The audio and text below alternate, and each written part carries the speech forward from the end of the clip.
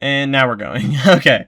Episode Nice. 10. 102 Oh! digits. We're 2 digits? 2 of them? Two! Whoa! Two! Oh, shit! Stop the presses. We need a call. Dude. Where's my article? Where's the air horn? Where's the air horn? Oh my god! You know what I forgot to do? What's that? We're gonna do it next episode. We've already started recording, but now they're gonna get a trailer for it.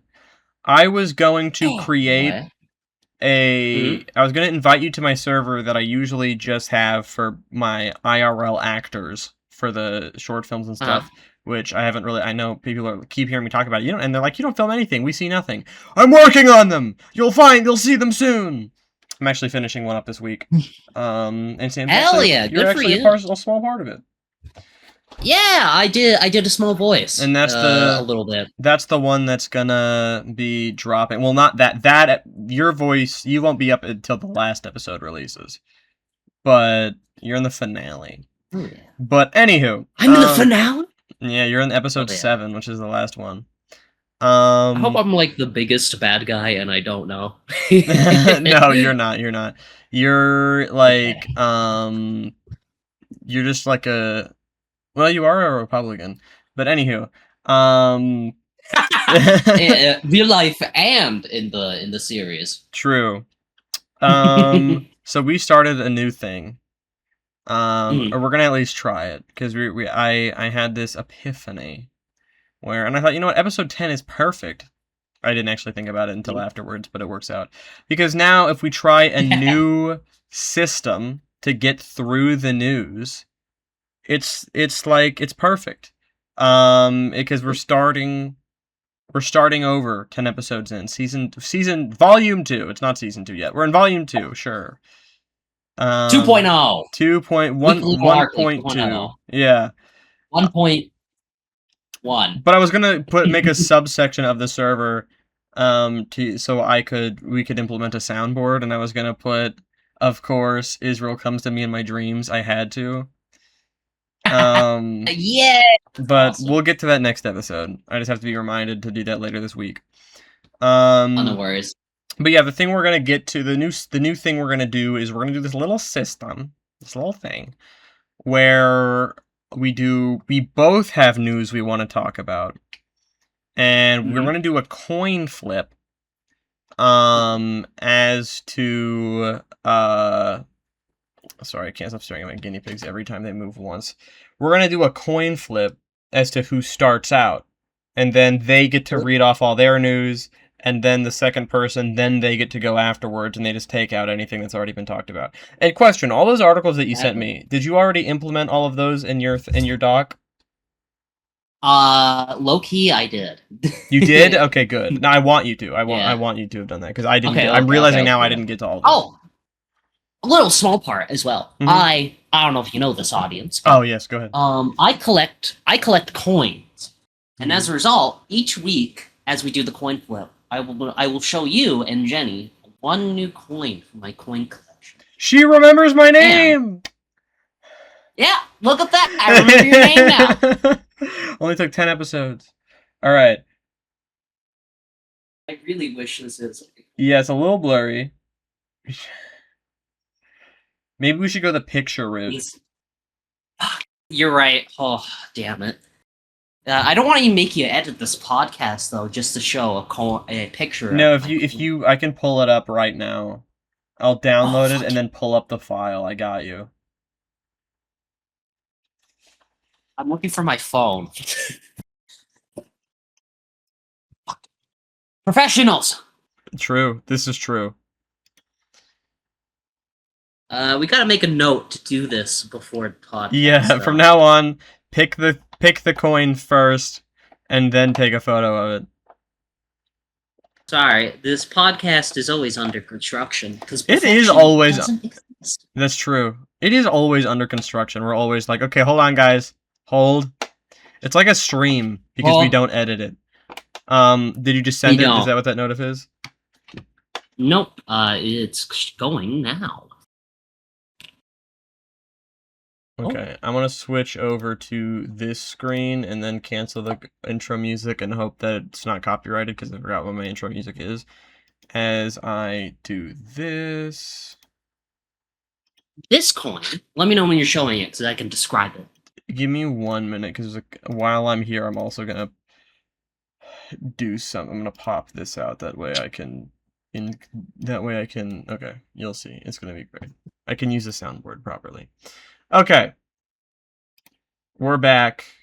And the coin is right there. It's on screen. Hell yeah, hell yeah. Okay. So this quarter is from the 2020 series. Each series, they come out with new ones, by the way, so I have a lot of quarters collected. This one shows a beautiful tree upon the Salt River Bay. The Salt River Bay is part of the Salt Lake, I'm pretty sure. And these particular trees specialize in living in saltwater environments. They're in Minecraft now too, if you didn't know about it. That's cool. And I'm using them on, and I'm saying that because it lets me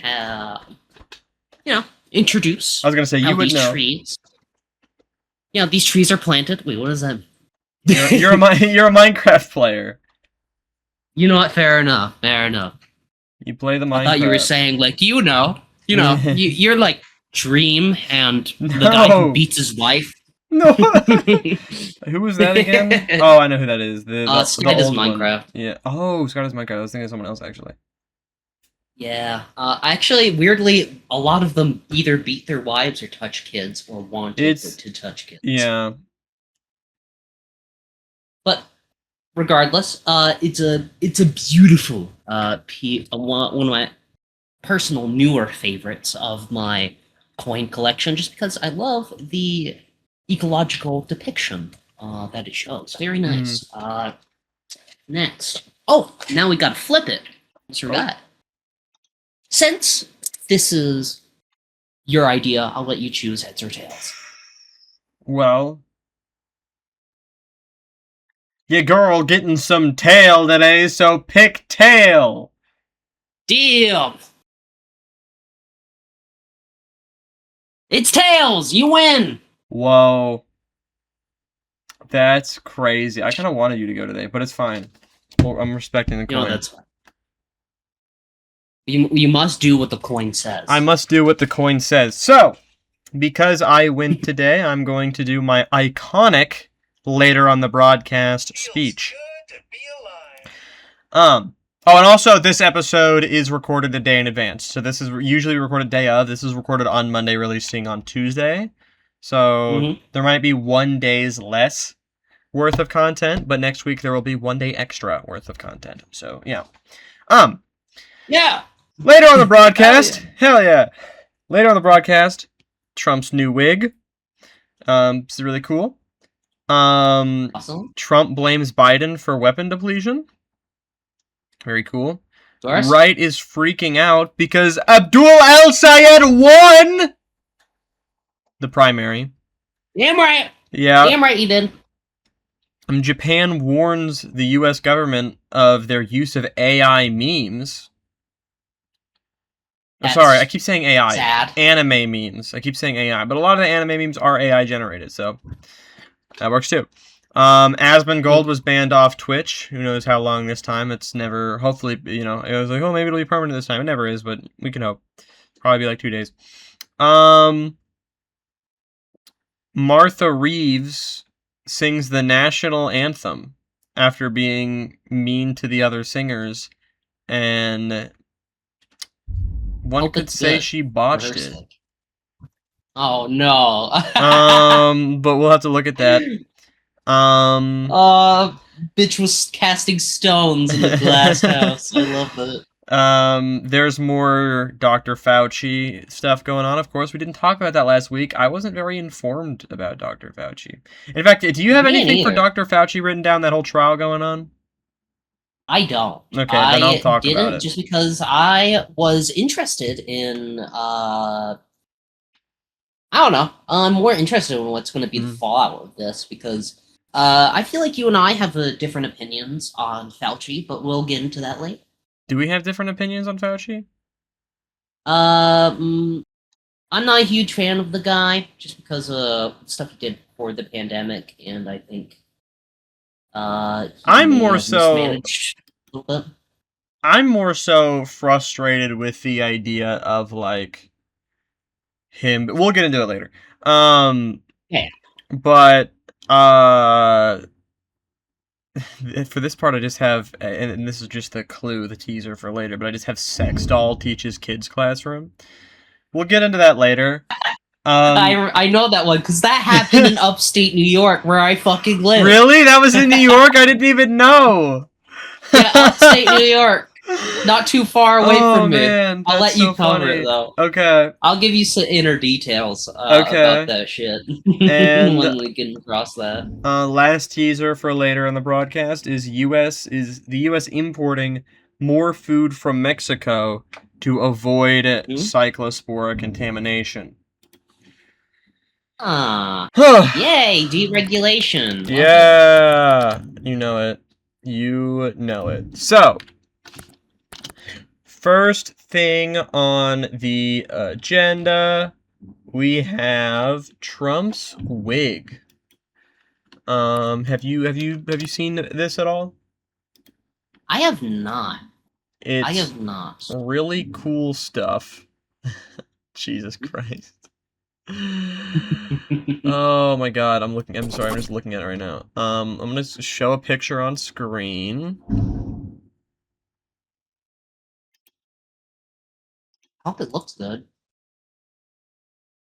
People... It doesn't. It doesn't. And also his hair recently has a lot more volume. Yeah, that's the... I kind of noticed that, but I just thought he went to Turkey, if you get what I mean. Thought he went to what? Yeah, I thought he just went to Turkey, if you get what I mean, and got a hair transplant. Yeah, that could be the case. Because, I mean, that does look... Here, it does look rooted in. But this does not look... No, so maybe he did get a hair transplant. You know, it would not be unlike him. Oh god, no. A ironic hater of trans healthcare, but yet gets gender affirming a care, so Right. gotta love it. Gotta love it. Right, I'm gonna be ending the stream frequently because I'm gonna close it while I'm looking for more stuff to pull up. Alrighty. Oh wait, actually I had this article open already. That's the other one that I also already had open, which is the U.S. offering $1 billion to Colombia, no handouts, because there's a new right-wing president who got elected and it's his first day of office. America first, ladies and gentlemen. That's what's interesting about it is I don't... It's not no handouts. It's just like the left wants to give handouts to the people who need it, and then the right wants to give handouts to you know, people insane right-wingers. Yeah, so this is so fucking wild. I saw about this. It literally their whole spiel during the election is that no more like foreign aid and shit like that. Yeah. But the only difference is I should say, the Democrats and some Republicans, the very few that exist that have the same views as us, believe that we should, give aid in who needs it, who wants it, who will die without it. Mm-hmm. And it's now we're just doing it. Whoever can kiss the ass of our great commander tonight. The FBI warning. That's literally the only difference. Yeah. It went from a who needs it into who can kiss the ass of most. That's entirely what it's about, and that's why he's doing this. I mean, he openly said it's to like, get a better relationship with Colombia, which is so openly corrupt, just paying off other countries so that they change their policy to more benefit the United States. That's so openly corrupt. It's insane. Dude, literally I every bet. single recommendation is just it's an Always Sunny clip now. Or Zoran Mamdani. Good. That's a great one. It's sad because this is sort of a also showing the right wing drift that a lot of South American countries have been having recently. You know, we got Colombia, got Peru recently. Although she's incredibly unpopular. Yeah. You have, of course, the epicenter of this all, El Salvador, with whatever his fucking name is. I forget. I was gonna say the crypto guy. I was gonna say Venezuela, but that's not really new. Or no, Argentina. Or wait, which one is? Fuck. Argentina. Thank you. Argentina's not new. Venezuela, we kind of yanked their. We sort of just kidnapped their head of state, and nobody really did anything about it. No, it just happened in and out, which is what he was hoping would happen with Iran. But I digress. Yeah, that's quite amusing. Do you know what this is about? Like, what specifically are they contributing the $1 billion? Because I heard it was about security, quote unquote. All I've heard Trump yap about it is him talking about genuinely like how security, we need to protect this guy because he is going to make our relationship with them a lot better. Because I'm bribing them. Also because probably the left, I shouldn't say left, I'm not really sure the nature of the, I would just say... the opposing party? The communist terrorist groups down south, because as you know, as I'm pretty sure, one of the big things that sort of dominated Colombian politics is its battle with several revolutionary groups in the southern part of the country, as you know that, right? Okay. And another thing, he wants to destroy them, like literally wipe them off the map. So he's definitely going to have some people going after him for the next few years. Yeah. So he probably is going to have some assassination attempts against him. So I feel like that's also why. Also, this one probably goes directly to their military to try to help arm them and therefore help the American industrial complex as well. Yeah, considering that it is that their administration is far right wing, you know, where else would the $1 billion go to? It has to be to their military. That's true. Also, it's even disregarding the obvious context that you gave, which is also very important. I'm staring at my fucking guinea pigs, dude. I love them. So yeah, that's cool. Cool stuff.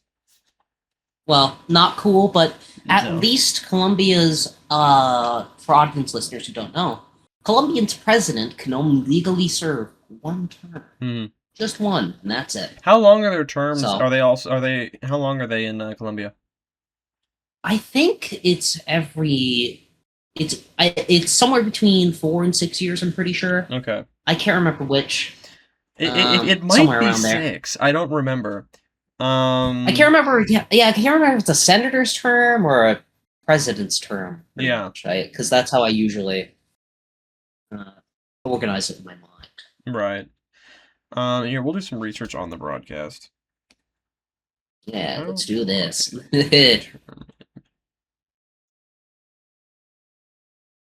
Because that was a huge thing with the last president. It is 4. Okay. So 4 years.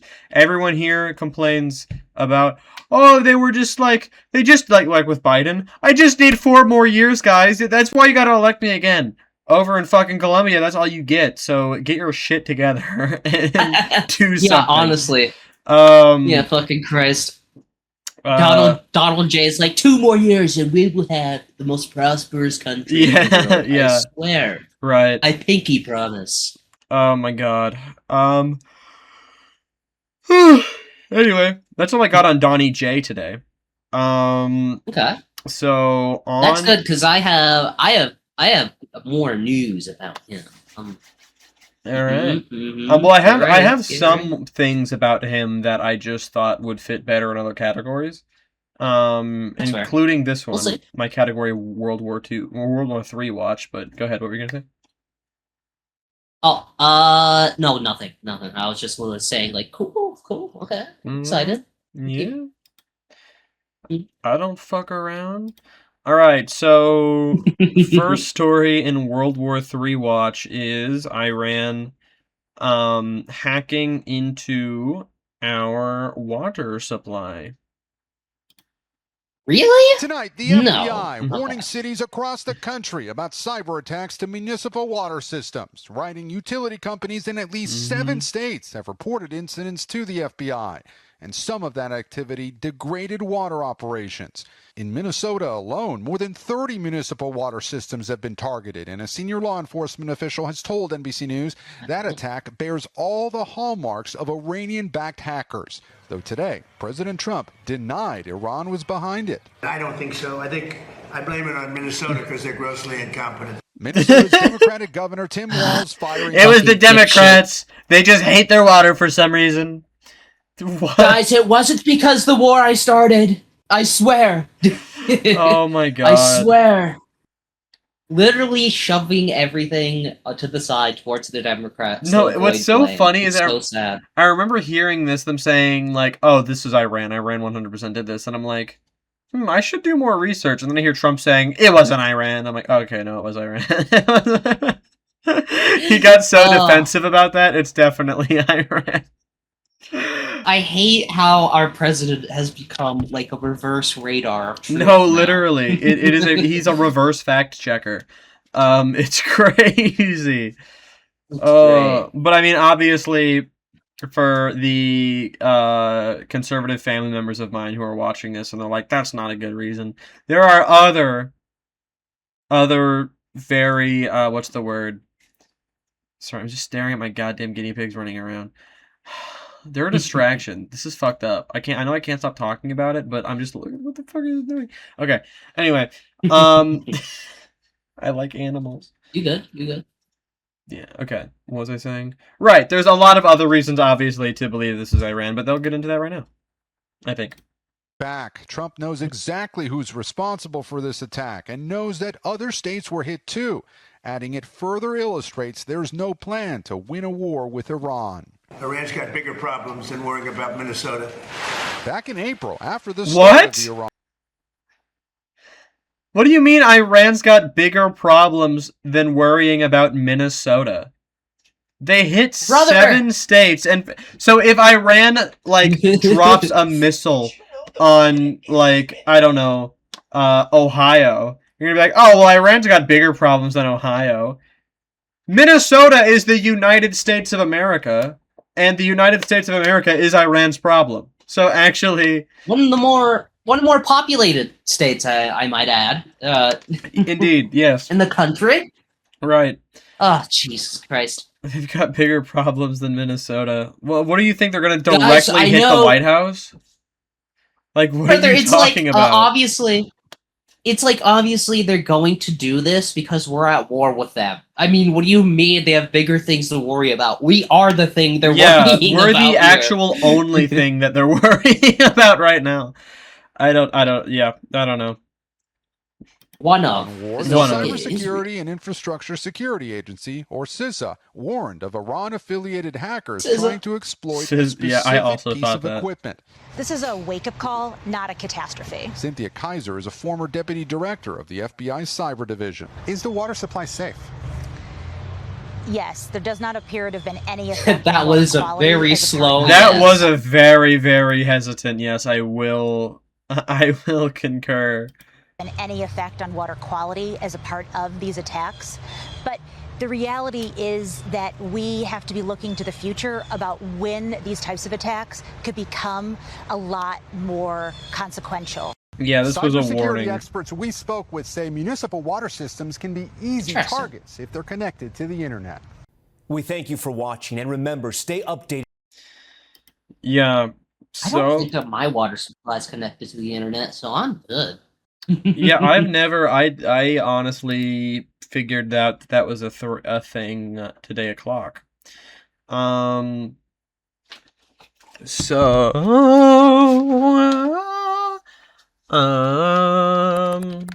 just to get a couple things out of the way that I can just read out, because these are just like facts that we don't really need to hear, because things we can make our own analysis on, which is Israel escalating their war on Lebanon. That is no surprise to any of us. Oh God, no! The Greater Israel Project is a thing they will always go after unless something is done about it. I pretty much say that every week. Every week I'm like, oh, Israel escalating war in Lebanon. Expected. Like, yeah, like, no, that's yeah, of course. Here, let me pull up this clip real quick. And also the Yemenese Houthis struck government targets, and there was a strike on Saudi Arabia, which they claimed ownership of. So, ooh, yeah, there we go. Oh, I also heard, let me know if I'm wrong on this, it did hinder transportation between the... Houthis also hindered transportation between the Red Sea and the strait down there, if I remember correctly. Is that right? I'm sorry, can you repeat that one more time? I'm so sorry, bro. Oh, sorry. You're okay.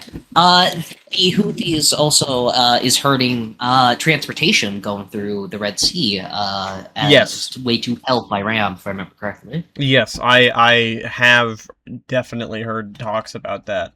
I need to put the Houthis are like the One Piece on the soundboard. Do you know that? That's awesome. The Houthis is One Piece. Do you know that? There was a clip out there, and that wasn't really a big meme. That was just, I happened to be watching that stream, and people were joking about it on that exact stream. It was of course a Hassan stream. Me and Sam, biggest Hasanabi heads in the world. I wouldn't go that far, but we enjoy our Hasanabi. We do. And there, in one of his streams, he was like trying to explain the complexity of the Houthis to his chatter, and like he had an epiphany. He's like, "Wait, the Houthis are like One Piece." That's a clip. Because that's also when he was in his like One Piece phase, where he was like every day he was like, "So I watched 5 episodes of One Piece last night." So I love that. Yeah. Ironically, that's so funny. Fucking wait, it's just like this other thing I'm watching. That's such an autistic thing to do. It is such an autistic thing to take such a serious topic and bring it to One Piece. It's so good. Anywho, I'm glad he's having fun. Yeah, me too. That was a while. I think, how long ago was that? I don't know. That was probably a year ago or so. So Trump is blaming Biden for the stockpile depletion, and which is just a really funny concept. So let's just go ahead and hear bro out. Stockpiles if there's a rocking conflict in Iran. We have plenty. We have a lot of ammunition, different types. Biden gave a lot to Ukraine, and so we're building that up. But we have a lot, dude. And then he says, "We have a lot. We have a lot." Well, Biden gave a lot, and we're building that up, but we have a lot. Brother, do we not, or do we? He's fucking contradicting himself in the same sentence. That's insane. Well, and people are gonna be like, "Oh, we have a lot." And what sucks is I can already hear the arguments. We're like, "Oh, that he just means that like we don't have as much as we used to, but we still have a lot." It's like, okay, that's very subjective. It sounds. Can we get a definite number of what a lot means, please? Because that is not definite at all. Yeah, because we're at a fucking... Indefinite, rather. Critically low? We're, like, critically low on a lot of, like, missiles weird. Yeah, the U.S. Like, especially anti-air missiles. The, Attorney General, I believe it was him, told the Pentagon, and we covered this last week, that we don't have the resources to protect Israel anymore. Oh... No, I know, but yeah, but so we're and that's like our number one. Like, Israel comes to us in our dreams. Like, that's what even more important than America. So if we don't have enough to protect Israel, we do not have enough to go to war with Iran. Oh, fuck no. And okay, let me give some more context to what he means. Trump gave, not Trump, sorry. Biden gave, yeah. So we gave, I'm pretty sure, like, I can't remember, somewhere between 40 to 20% of our stockpile to Ukraine because they were fighting the second biggest military in the world. Yeah. And I guess just hear me out here. I guess Biden didn't realize Trump would be that much of a fucking idiot to start a war with Iran in like 2 years in his term. I'm sorry. That's not Biden's fault. You failed to prepare for that. You failed. He also didn't think Trump would win. No one did. Even Republicans that I talked to were like, "Yeah, I don't know if he can do it." I was the person of reason. I told my friends, because all my friends are like, "Oh, she's gonna win," and I remember telling all my friends, "I also think that she's gonna win, but realistically speaking, it is a coin flip. Don't get your hopes up." And what happened? It wasn't even a coin flip. He won in a landslide. So yeah, because Biden had a figurative stroke in the first fucking debate, and fucked up Harris refused to distance himself from him. So you know, yeah, it's pretty bad. Who knew that telling America that their situation is actually okay is not a very good message to convince them to vote for you. Yeah, I know what. Just like Trump is doing now, ironically. And for whatever reason, people are like fed up with both parties now, and they want democratic socialists. I wonder why that might be. It's like the establishment and a bunch of fucking hats. Right. I'm realizing I could have pulled up more clips. Well, we can finish this clip, I guess. Let's see if there's anything else to say. We have a lot of the mid-level stuff, too. I mean, more than we could ever use, no matter what. But we have a lot. I'd like to have more, to be honest. Okay. But so much was given to Ukraine by Biden. Okay. When I left, the cupboards were full. Okay. When I came here with Obama, he didn't buy ammunition. We had very little. And I got it built. That's not true. Now, wait. As soon as I left, they gave a lot of it to Ukraine. I mean, numbers that nobody's ever seen. He's so full of bullshit. It's hard to argue every bullshit point he makes. That's the issue with Trump. That's with watching his debates. That's why people were so scared of fact checking. That's what they loved about him, is he could just say whatever the fuck. And then when reporters actually started to get a backbone, and they would be like, fact checking, and this is the dystopian reality we're living in. Fact checking is woke. And that's not even me paraphrasing. That's like the type of shit people would actually say unironically. Well, maybe those fucking snowflakes should remind themselves that facts don't care about their stupid ass feelings. Right. Honest to God. Oh my God. So, of course, moving on to the midterms. This is obviously pretty much all good news, except for like one election that wasn't good. But all the ones I have written down are good. I haven't, besides Al Sayed, I don't know a lot. I will help you out. About the other elections that happened. I will help you out. Hell yeah. But we are going to start, of course, with Abdul, because he is the GOAT. I like Abdul a lot because he's like Mamdani if he was less media trained, because Abdul is low-key. Abdul's just out here like, Trump's a fucking pedophile. Why are we like... Mamdani's a lot more, and I think they're both very valid political strategies. In fact, I think Mamdani's political strategy is actually is a smarter strategy. But as a leftist, I get a lot of joy in seeing a politician just openly, Oh yeah, absolutely. Anyway, be less of a filter. Yeah. So yeah, he won the primary, and you can imagine Ted Cruz is very happy about this. So Oh yeah, he loves that, doesn't he? Let's hear what Ted Cruz says. Ted Cruz campaigned with Al Sayed several times, if I remember. Did he? Yeah. Yeah. No, I'm lying. I was gonna say either Ted Cruz used to be left wing or Abdul used to be right wing, and I would be surprised either way. But yeah, let's hear it. Now let's look at the Muslim Brotherhood Network today and its influence in the United States today. Great. In fact, just yesterday, he's so tired. Abdul El Sayed, the son-in-law of a leading member of several Brotherhood groups, won Michigan's Democrat primary for U.S. Senate. Oh no, they're so much worse than the white nationalists. Timing for this other Muslims? Yeah. No! Not the Muslim Brotherhood. That's so much worse than all of the Christian nationalist groups that back Trump. No, please. No, please. Oh, God. They're different than... They pray to a different guy than us. They like a different prophet. That's Look so at bad. This sign! From the Middle East to the Midwest, Communist El Sayed. What does the bottom part say? I want to see it linked to the Brotherhood. Hold up. No, brother.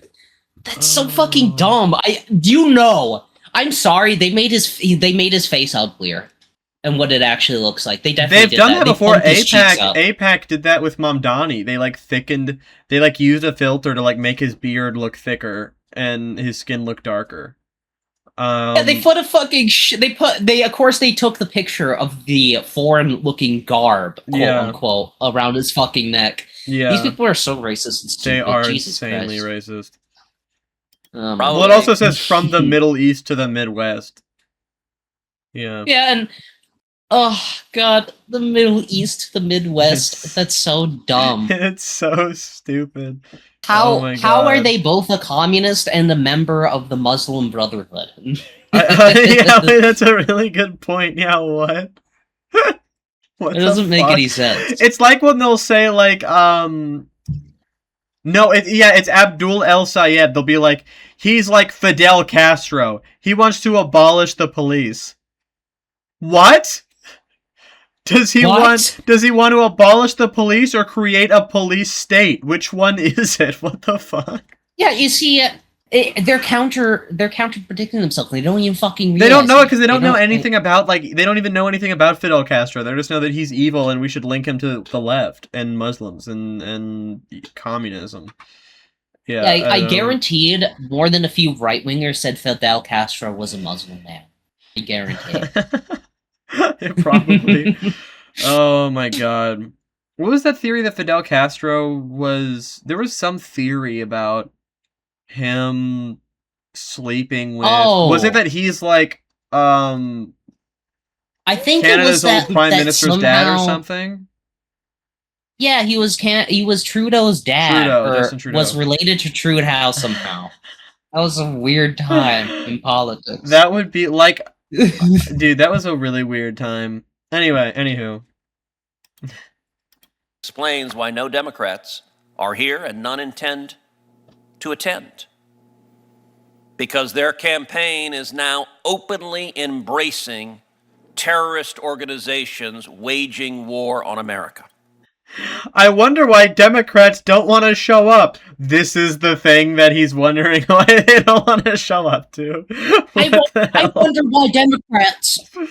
Because you're an idiot, dude. Yeah, because you're a fucking idiot, and you're calling Abdul Sayed just because he won an election simultaneously a member of the Muslim Brotherhood and a communist, even though the Muslim Brotherhood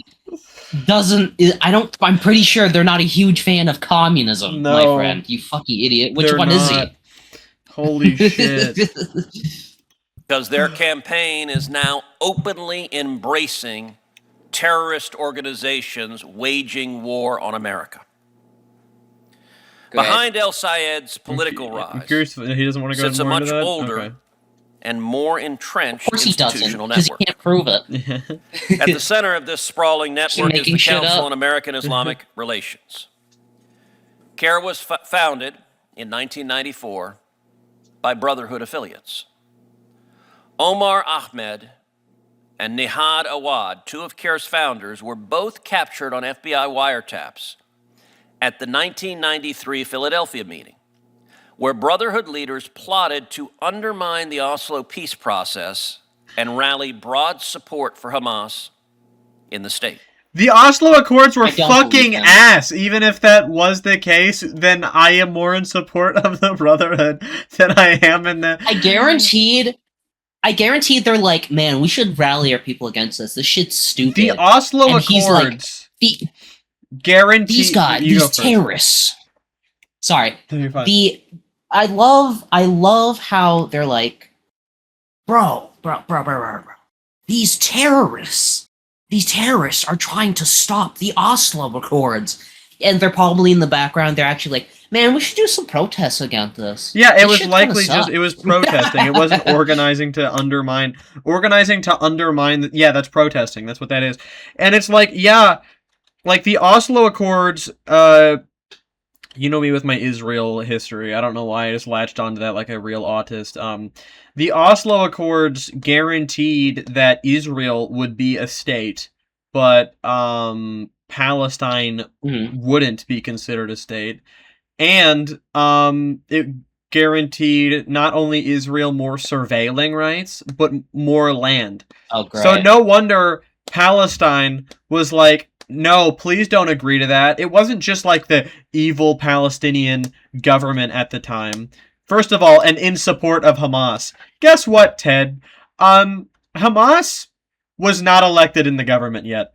It was a group, it was around, but it wasn't like, I don't think they were in support of Hamas. They were against the Oslo Accords, understandably, as they should be. Absolutely. And another fucking thing that Ted seems to forget is that Israel actually, to undermine Palestinian statehood, supported these radical groups so they can justify fucking killing them later on. They funded the hell out of Hamas. They propped up Hamas. And they undermine the worth of lives in Palestine. You know, I quote from the head of the military in Israel who said that for every Israeli tear, there needs to be a Palestinian woman weeping, knowing she'll never be able to return to her home again. So that's clearly, fucking evil. That is genuinely like that is evil. That is like what's the word I'm looking for? That's like some book shit. Like they're reading too much evil fanfic. Like they got horny while writing that. Like what do you mean? Like why are you getting poetic about how you want to like make sure you rip the homes? Like what? They're so bloodthirsty. It's insane. They sound like an edgy 13-year-old that read Mein Kampf for the first time. No, literally. Oh, this is the best shit I ever seen.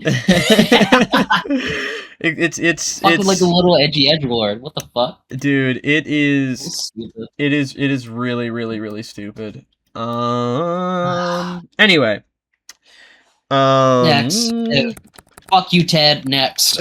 Yeah, fuck you, Ted. Next. We're gonna be... There's a couple people. So, Trump, of course, also talked about... of course. Are they still deluding themselves that this is somehow going to be beneficial for them later in the midterms? Actually, let's play this one. Something like that. Yeah, I'm gonna play this one. Here, let's see. Oh, I don't know. That would be really funny, though, because... Oh my god, I hope they're still... That would be so funny. Trump had this because that's what they're saying on Newsmax and shit, like all the time. They're saying like they destroyed. Like I saw an article today. Literally, hold up, I'll tell you the title of it right now. Okay. I'm sorry, we're gonna pause for a second. Oh, you're good. Please tell me it's still here. I didn't save it. Oh, fuck, it's gone. But regardless, it said something that. The synopsis was that it was from the News Weekly, I think, or one of those more right-leaning news organizations, that said pretty much, it was an opinion piece that said, Al-Sayed ran an arrogant campaign, and now he talks about unity. And that's... Look at your president! Trump is the most arrogant person probably on the planet Earth, and he talks about, like, he has definitely talked about, bringing the people together. What just do you like mean? fear. They're afraid. They're afraid of us, bro, and that's why they're trying to shit on us and take us down. They're afraid of our movement. Yeah. God, when the CIA is like, are they gonna try and assassinate like half of the? Because I mean, when we win, shit's gonna change. Anywho. Oh yeah. If that fucking happens, I feel like that is a calling card of getting the fuck out of here. If they're just willing to kill us, honestly. The only reason I don't want to say we're gonna win is I do fear that I'm gonna be one of those people who's like, we're gonna win, they stand no fucking shot, and then I'm in an edit of like Republicans taking the primary. But also, like I said last time, if every president who was at this point in their second term with an approval rating this low had the opposing party win overwhelmingly in the midterms. So what... You know, but anyway, Trump also shit on Abdul, and he responded to it here on NBC. Awesome, let's see it. President Trump had this to say after your win this week. I'm going to play it, get your reaction on the other side. Take a look. He doesn't love Israel. He doesn't love Jewish people. Shit. He hates them. He hates them with a passion that burns. That's so funny, but I moved slightly and it fucked my mic up, and that was blaring from my PC. But it's very funny so far. Oh, okay. I guess it's back. I can hear you. Okay. Awesome. President Trump. Yeah. He doesn't love Israel. I love the hard cut too. It's just, he hates Israel. He hates Jews. Like, there's no build up. There's no foreplay. You just rammed it in, dude. What's going on? He's nothing. If he's nothing, he's certainly obnoxious. That's for sure. Fucking obnoxious. I take a look. He doesn't love Israel. He doesn't love Jewish people. I love that it's not even. I love that it's not even like. He's critical of Israel. He's mad that he doesn't love Israel. Like, you have to love them. That's where the bar is. If you criticize Israel, you hate Israel. Exactly. You're either with us or against us. Exactly. He hates them with a passion that burns in his heart. What's your reaction to that, Dr. El-Sayed? Let's hear it, please. I love and revere Judaism and the Jewish people. I believe they're a light unto the world. I grew up in a community that had a large Jewish population. I was so grateful to get to be invited to Seder and to Shul and to Bar and Bat mitzvahs. I'm really honored for what I learned and got to share with my Jewish sisters and brothers. But they are not the same as AIPAC in Israel. AIPAC is an organization that spent, $30 million to beat me so that we could, they could have one more vote in the U.S. Senate to guarantee that our taxpayer dollars would be sent abroad to subsidize a foreign government's military to do the worst things, genocide, apartheid, take us into wars we have no business fighting. And I'm running for Senate here in Michigan. I believe that we have a responsibility here in Michigan.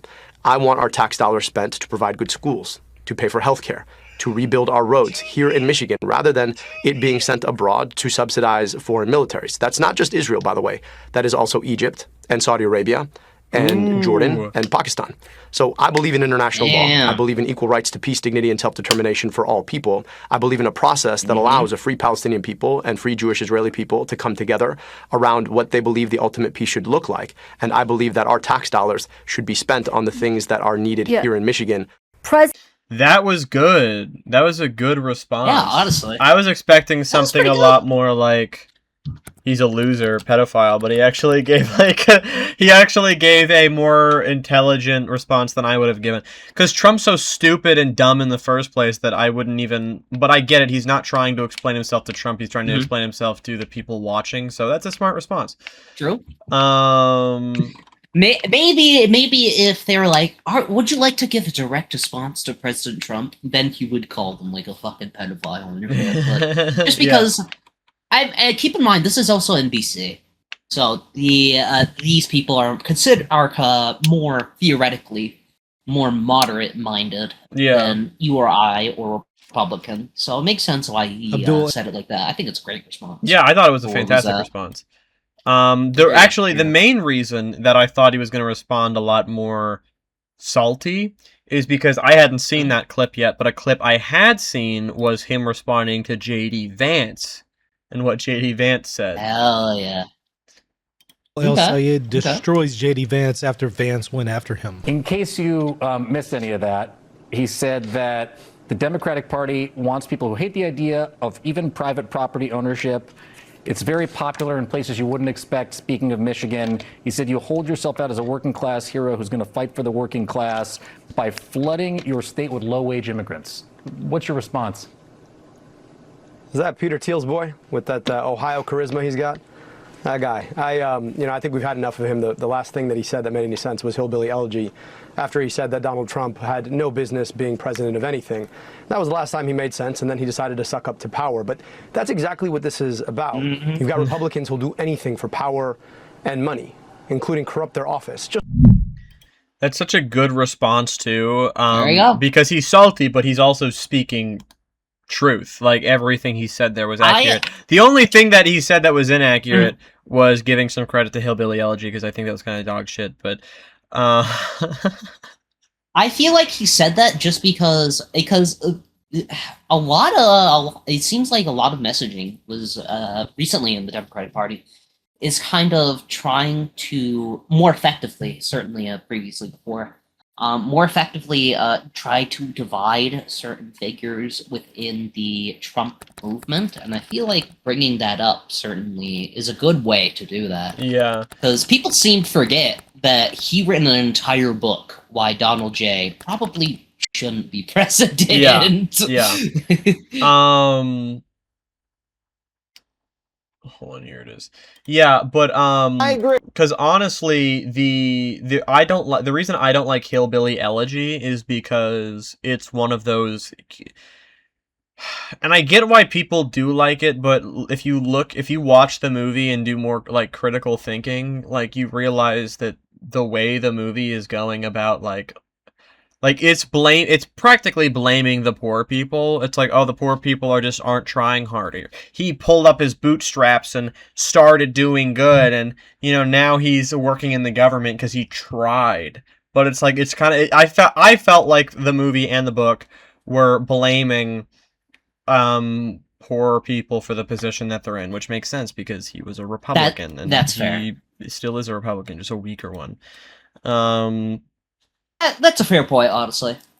But I feel like at least from how Al Sayed spoke about it, I feel like it's an effective messaging to sort of divide the party rather than something to. I don't feel like he was trying to praise it. I feel like he was just no, I get that. So division. I saw an excuse to shit on hillbilly elegy, to be honest, because there are so many people I know who plays it. Yeah, that's fair. But honestly, no, I thought fair enough. I don't really have any actual issue with what he said there. That was a really, really good response. Anyway, another person is Ken Paxton. Now, Ken Paxton. Why did they think it's Texas? Why did they think that he was a good candidate? He has so much. Jesse Waters shit on him. Knows that he's not a good candidate, and he is pissed off. And it's really funny. Let's see it. Yeah. Let's see it. You got to hit him on the issues. And Paxton should be doing that. Where's Paxton? I've seen Mitch McConnell more than Paxton. McConnell's been in the hospital all summer. Get out of your hole, Paxton, and do something. I can't win this race for you. It's not on Fox. Go raise some money, do a hit, and lay the lumber to this guy. I mean, he's younger and he's got a little energy and he's new or whatever, but come on. If you lose this seat to sure, Republicans he's better than Texas, you, bigger dick, you should seek cooler asylum face. in Mexico. This cannot happen. I agree. You got to hit him on the issue. He said, if you lose this Senate race, you should seek asylum in Mexico. Honestly, that's so fucking funny. Oh, I love that. Oh my god. When Hitler says something you agree with, bro, honestly. Yeah, even good job, Jesse Water. I agree with you. No, it is nice to see him, because I do, like... It's nice seeing him not just be a Republican ploy and actually disagree with a Republican, because as leftists, me and you do have those moments, because we're not establishment Democrat. glazers, will be sitting here pissed off at a lot of Democrats for throwing. Look at Kamala Harris. I'm not over here. Kamala Harris, a lot of moderate Democrats, and I don't know the establishment actively wasting our money into trying to beat more left-wing candidates in primaries. Yeah, rather than focusing on the general. I don't know if me and you have ever actually. Sorry, I'm out of breath from that. I don't know if you and I have ever once on this podcast blamed Trump voters for where we're at right now. We blame Kamala Harris. Because that's punching down. It's punching down. They're in the same position that we're in, except we did more research than they did. But they're also largely lower income.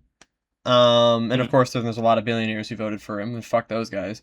But the people I blame for the election is I blame Kamala Harris, I blame the establishment Democrats, and I also blame the billionaires that bought the election practically. And I'm not saying that in the way like whenever I say that like, oh, well, I thought you didn't think Trump stole the election, but I don't think that. I'm not talking about actual interference. I'm not one of those people who like when it comes to like the voting blocks like blowing up or like I don't really.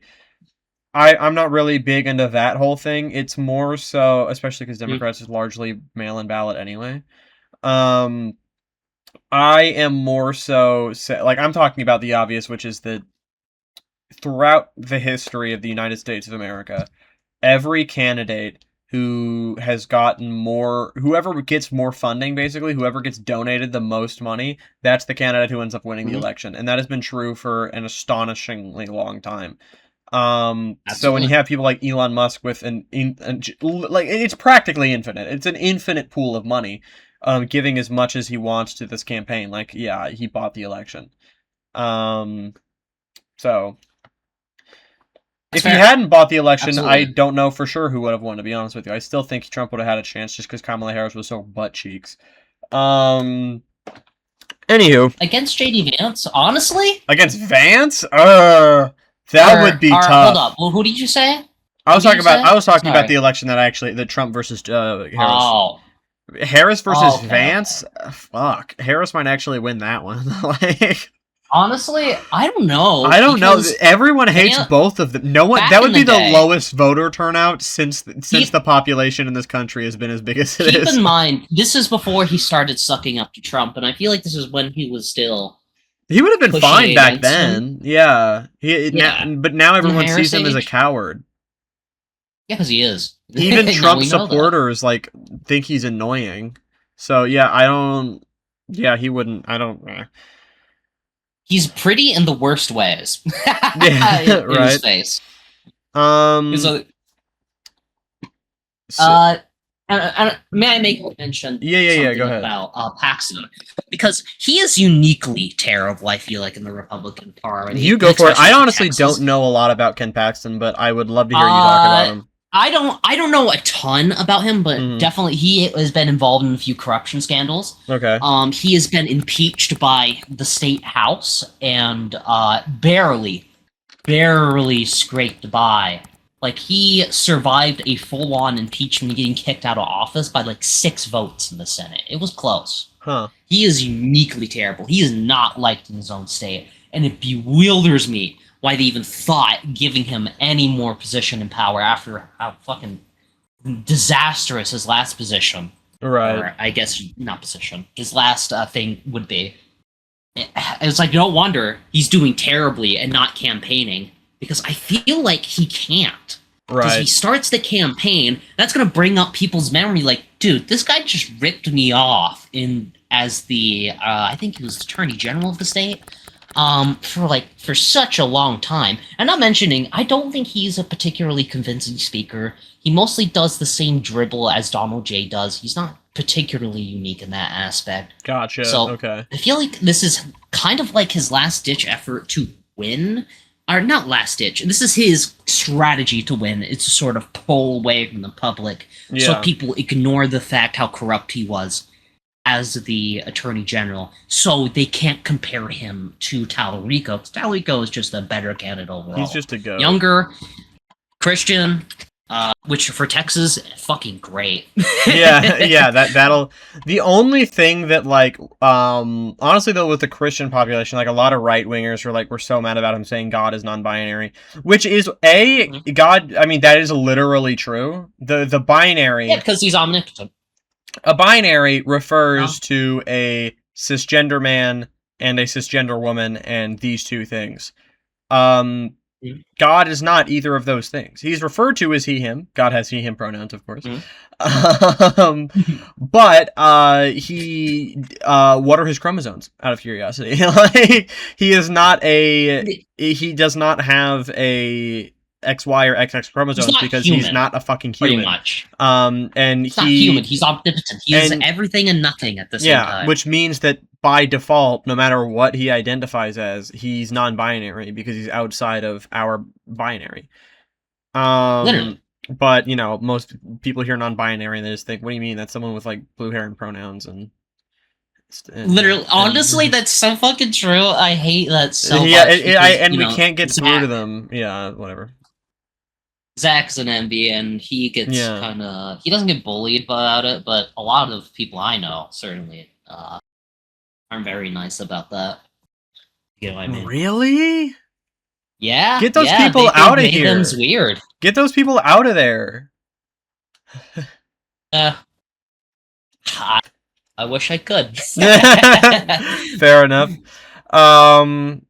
Another thing that happened recently, which is really cool, is ever since the gutting of the Voting Rights Act, black people voting surged to the highest it's been in 10 years. Good. So That's awesome. yeah, they're using. I think they realized, shit, maybe we should vote.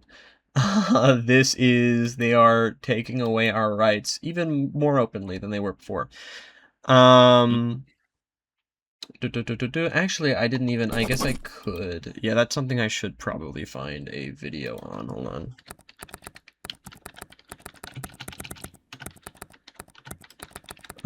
This is actually, hold on, there's something that keeps popping up in my recommended. I mentioned it to you earlier, and now we're gonna watch it at the end because I need to see what he's talking about. Oh, that's fine. Yeah.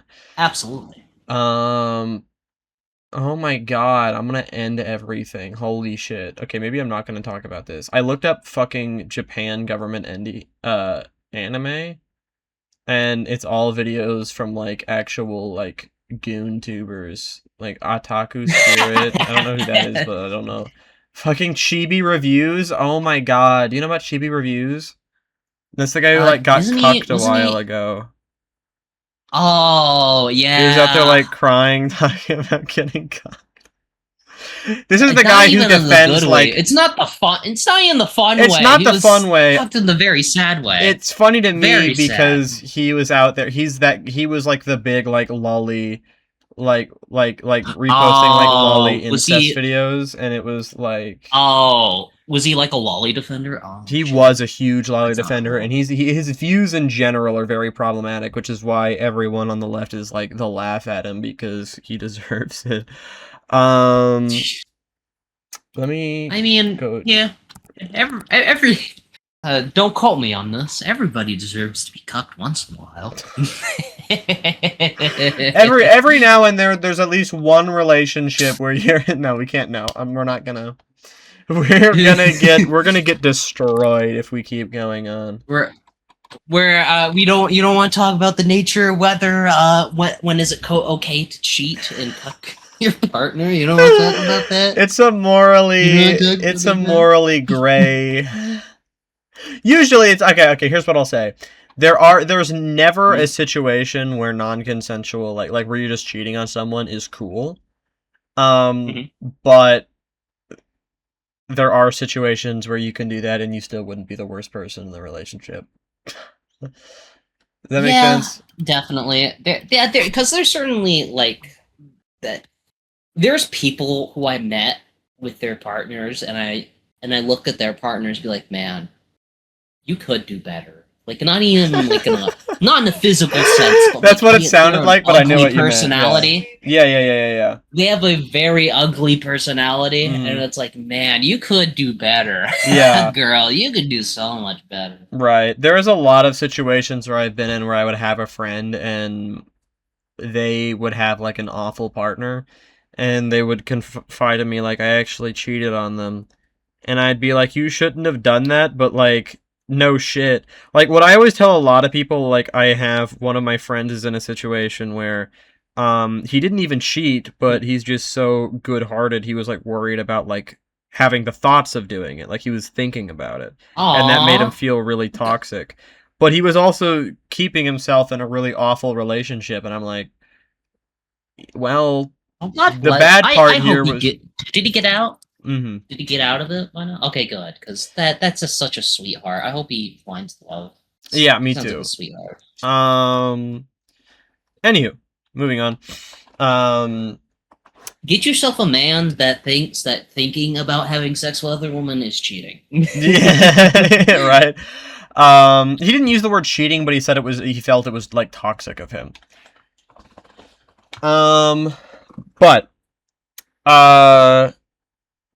So yeah, Japan warned the U.S. government of use of anime memes. I can't fucking find a video. I'm just gonna type that exact thing in here that I wrote down. Warns U.S. government of use of anime memes.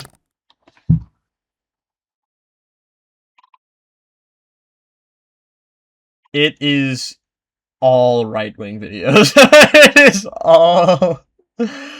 Japan begs the White House to stop the memes, Clownfish TV. Oh, Japan says to stop making memes.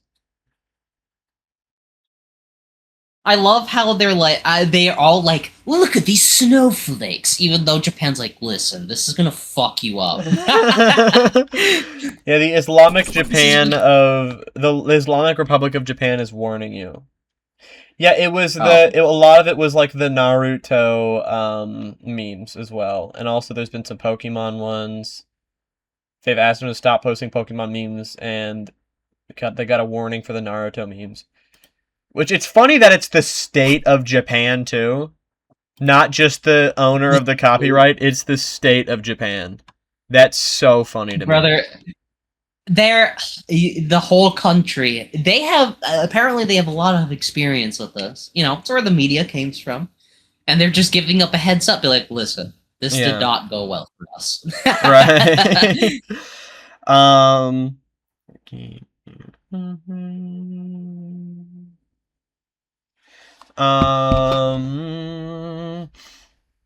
Okay, so on to Nazi Watch. The Treasury Secretary Scott Bessent said that the K-shaped economy is dead and that the wage gap is gone. Where the fuck does he live? Yeah, I'd love to know. He said that yeah, he also said the federal minimum wage shouldn't be increased, and he said that 8 months ago he said we're gonna feel the wage relief.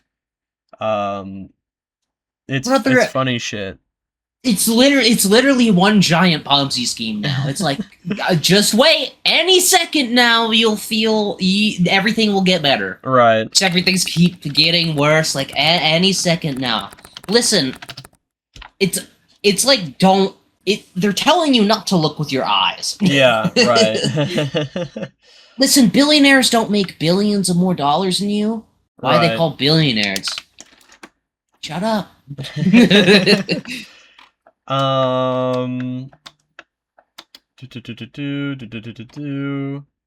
Where's the clip on him getting banned?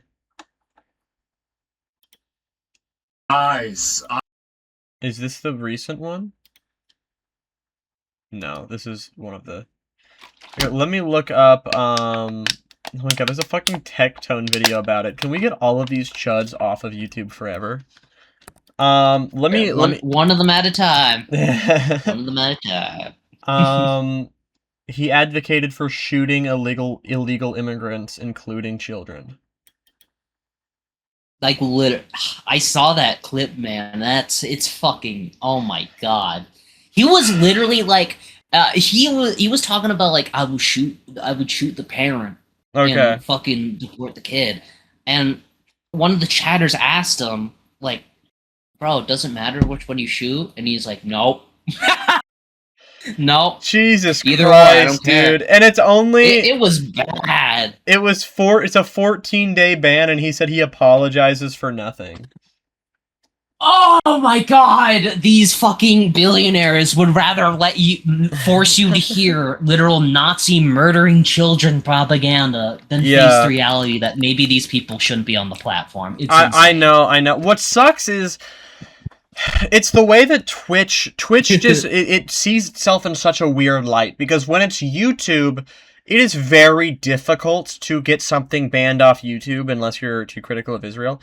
But, I'm joking. It actually allows you to be fairly critical of Israel. But there are some things, it considers some things more terrorist speak than others. If that makes sense. But, I guess with YouTube, the reason a lot of people don't yell at YouTube for not banning people is because it's seen as like more of like a free speech platform where you can kind of just say whatever you want, and if you're looking at YouTube, you know to be looking out. Twitch has they've already put so much of a hand into their platform, which I prefer in some ways, but not in others. Like they're quicker to ban you for smaller offenses. But unless you're popular. So but then they'll also ban you over stupid shit. Like Hassan got banned for a lot of stupid shit, but even with him, he would get banned for a week for saying fucking cracker. Yeah, he got. I forgot about that.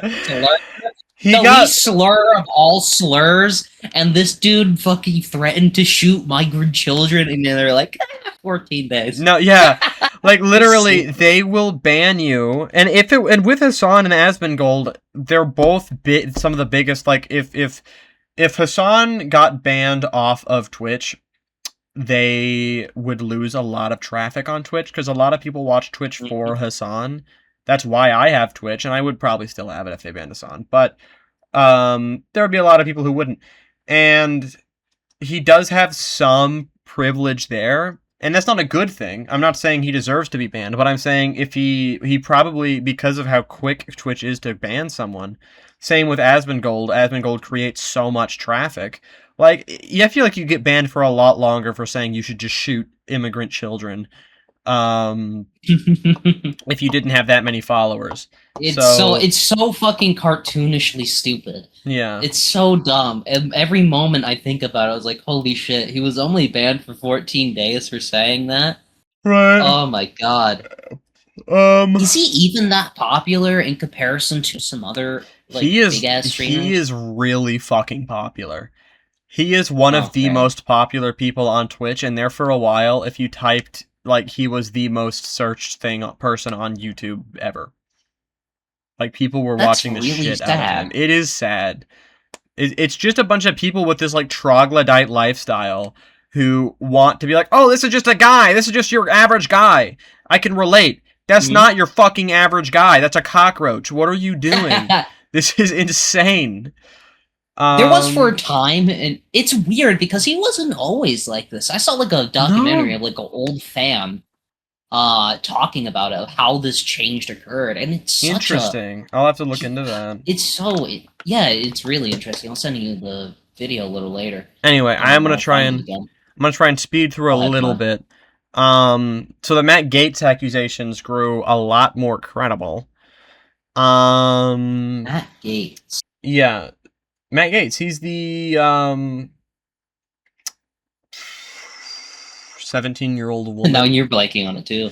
No, I'm trying to like think of what you might recognize. He's the one that Republicans started hating him, not because he's a pedophile and has a lot of accurate accusations against him, but because he randomly went after McCarthy for like no reason, and it actually won, and McCarthy was pushed out, and a lot of Republicans were pissed about that because it's like, why the fuck did you go after McCarthy? Yeah, and even everyone on the left was like, hey, that's good for us, we guess, for them to be more division in the Republican Party, but why the hell is he doing this? Like, it doesn't make sense.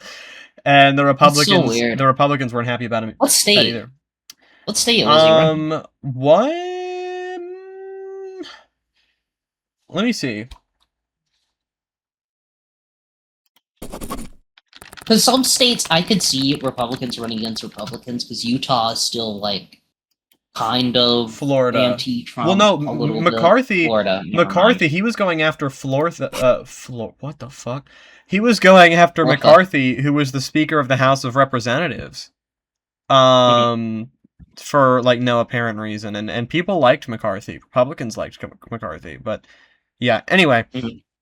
His accusations got a lot more credible. A House Ethics Committee, there we go, found substantial evidence that he engaged in sexual misconduct, including having sex with a 17-year-old girl. That's a big one. Oh, fuck. He's fucking out. Paying tens of thousands of dollars to women for sex and illegal drugs. He denied all of the allegations, but there's literally a clip of him on Tucker Carlson where Tucker Carlson's like, where you're with some 17-year-old girl, and Matt Gaetz interrupts and says, 17-year-old woman. And Tucker Carlson just stops. Yeah, and Tucker Carlson's just like... like, it's such a... Let me see, you know what? We're gonna grab it. Hold on. We're gonna grab that clip, actually. Yeah. Well, you do that. I'm gonna take a quick piss. Oh, shit. Okay. 17. So I love he corrected that. 17. All right, I'm gonna pause the recording. See you in a second. And we're back. So this is episode 10 and episode. Is it? Yeah, episode 10 and episode. Yeah, it's episode 10 and a half. Sure. I'm gonna put it up as episode 11 though, so that'll be confusing. So we're just gonna say episode 10 and episode 11. So it's both at the same time. So we had here's our little bit of an intermission. Consider this bit in between news as an intermission, because it's just 2 episodes crammed together.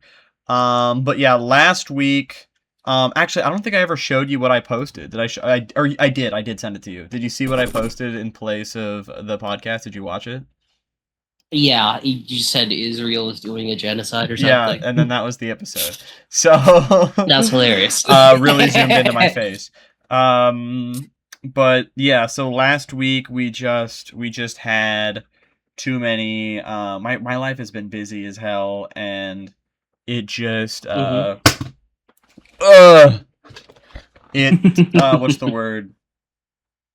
Contradicted your schedule. Got overwhelmed. No, contradicted your schedules, conflicted. That's the word I was looking for.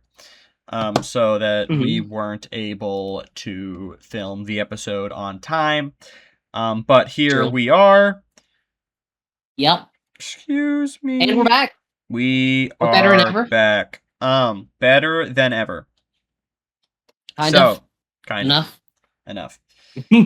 So we're going to continue like we were doing last episode. I read all of the news that I have left. Yeah. And then you cover whatever I missed over the week. I will say I add most of the stuff that you send me, so... Do you want me to stop doing that? I can't hear you. Your audio's not coming through. Fuck. It's the competition. First come, first serve. No shame in it. Okay, so you're fine if I add all the stuff that you send me? Why not? Absolutely. Okay. So, let me pull out my notes. Okay, here we are. So we're going to start back at Donnie J, where we were last time, and then we're going to come back, and we're going to get... So some of this news is going to be from last week, and some of this news is going to be from this week. It got a little confusing. It'll be fine. Because you're getting to your news all at once anyway, so it's not like... Yeah, low-key I am as we're talking. Getting more Doing news? some research. Yeah, I'm getting so much news. Okay. Anywho. Let us start off with a bang. Not really.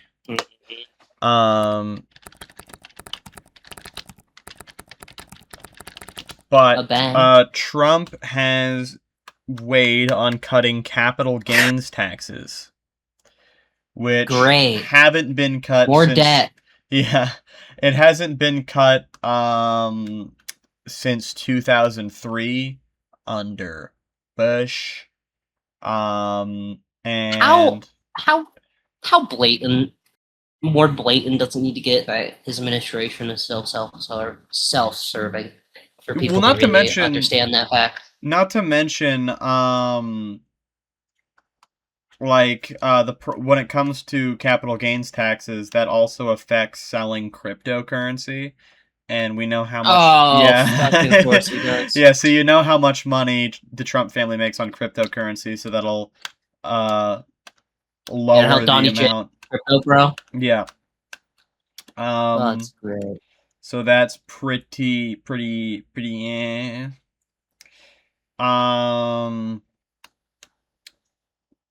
Other news.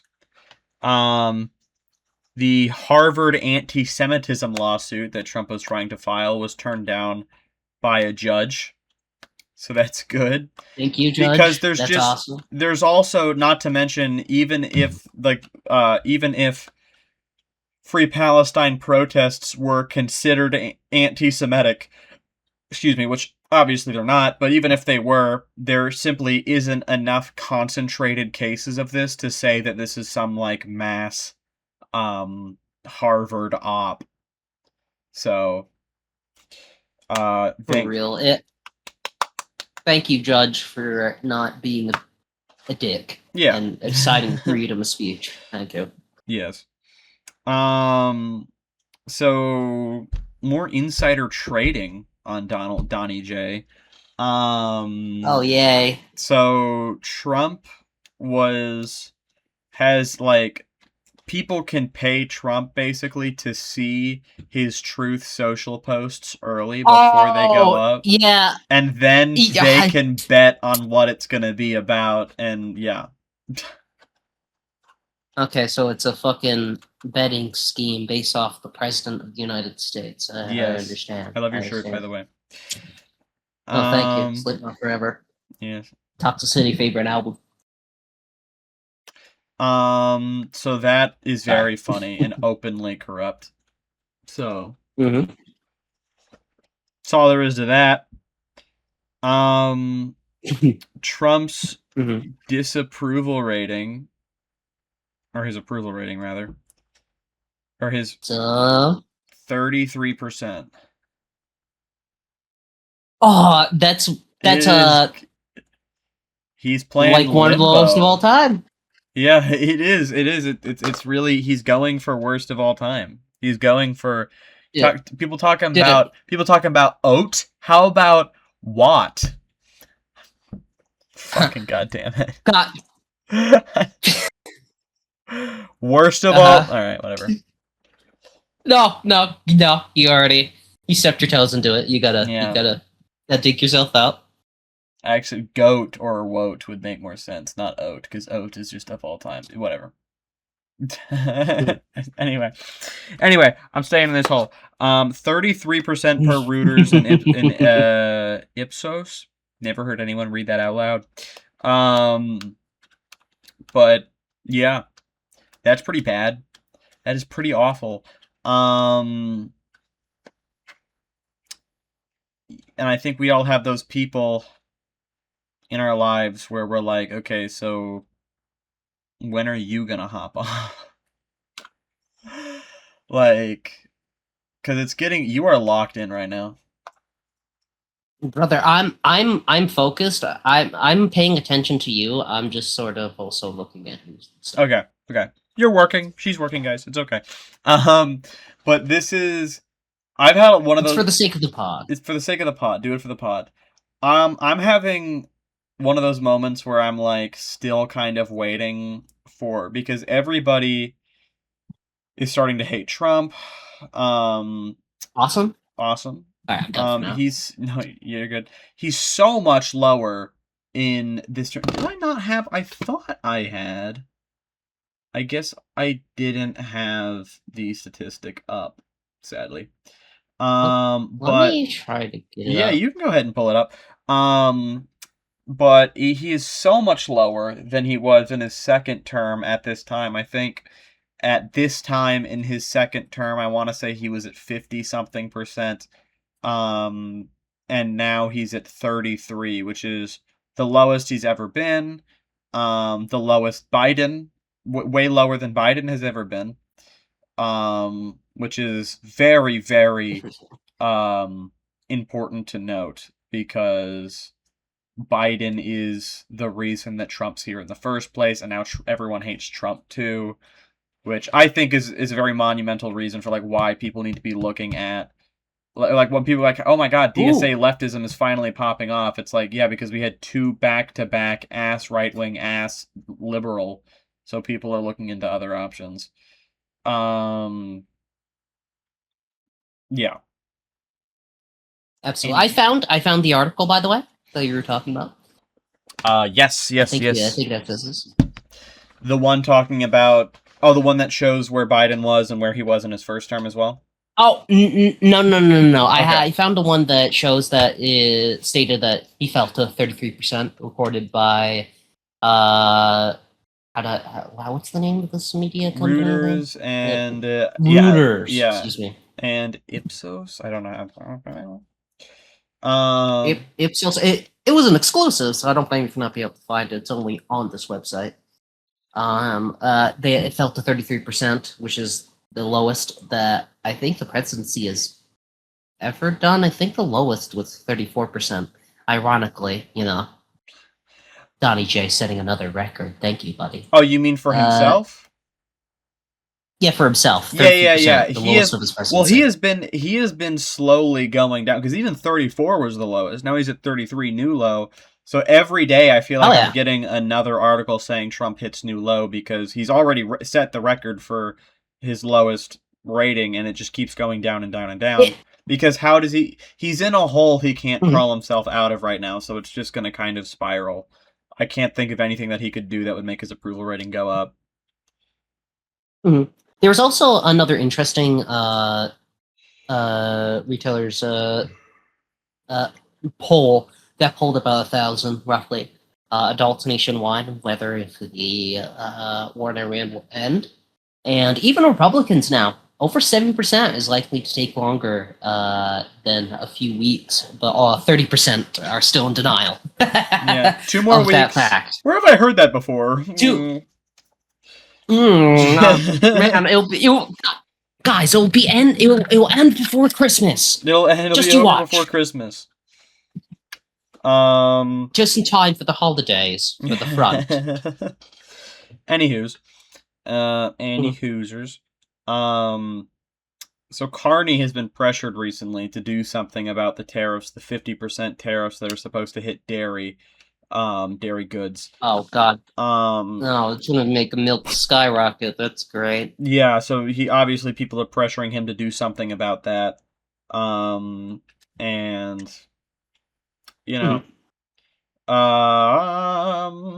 so that's cool. We can hope that something, because we're in the final. When is that supposed to take place? We're in the final days. It had a month to take place, and it's the 18th. When does that take place? When does Dairy Canada?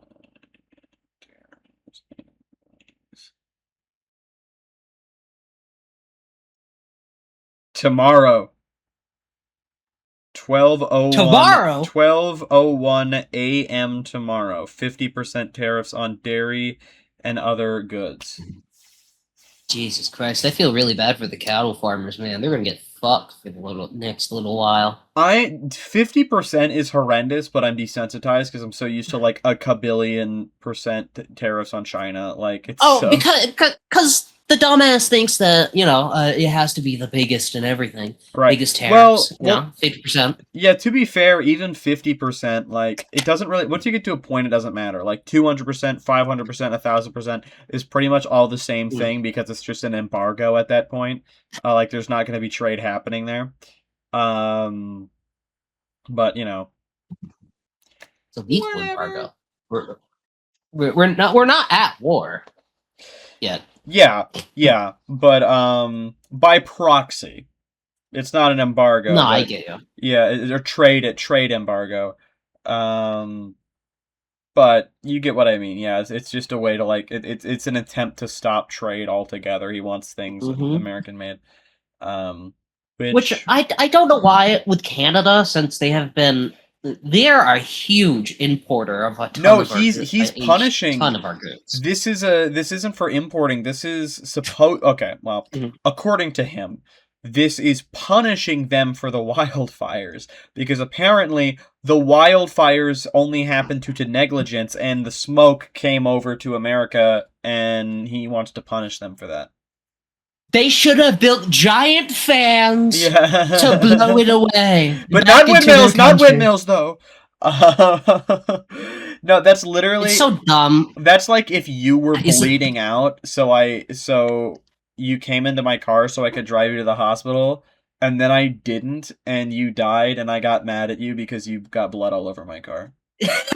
That's so true. Like, what the fuck? Yeah, dude, get out of here, bro. You kick me out. I'm dead. Yeah, bro, it's not Tuesday. What is happening? Oh my god. So yeah, that's funny. It's also extra funny if you know the fact that a lot of these forest fires happen reoccurringly because the only way for the several one specific type of tree, I believe it's a pine. Yeah. For the seeds to sprout open is to be set on fire. Yeah. That is the only way. Right. Thank God we have none of them around here. Right. That would be very bad. But don't get tired on me yet. We just started. Yeah, you're right. In other news, ABC, owned by Disney, which I did not know until recently, is suing the FCC after the threats to their news licenses when Trump was like, I'm going to revoke your news licenses because you didn't air my stupid-ass speech about, which we talked about, my stupid-ass speech about election. I like that we've been doing this just long enough now where we can be like, hey, this is in response to that other thing that we talked about a couple episodes ago. But yeah, that is cool. It is cool. Our show is growing. Yeah. Episode 11, baby. Yeah. 10.5. Yeah. I feel sick when I have too many mints, but I really want another icebreaker right now. I really shouldn't be eating these like candy, probably, but I love cinnamon. Okay, I'm gonna get another one. If you're doing it, I'm doing it. Sam's got the Altoids. I got the icebreakers. I got Cool Mint. Yeah, right. You got caramel. That's I'm sure we're just breaking. No, cinnamon. Oh, cinnamon. I got cinnamon. Interesting. Yes, I am such a basic bitch, white girl. When it comes to fall, I love pumpkin spice. I was about to say, you got the pumpkin spice lattes? Yeah. Damn right.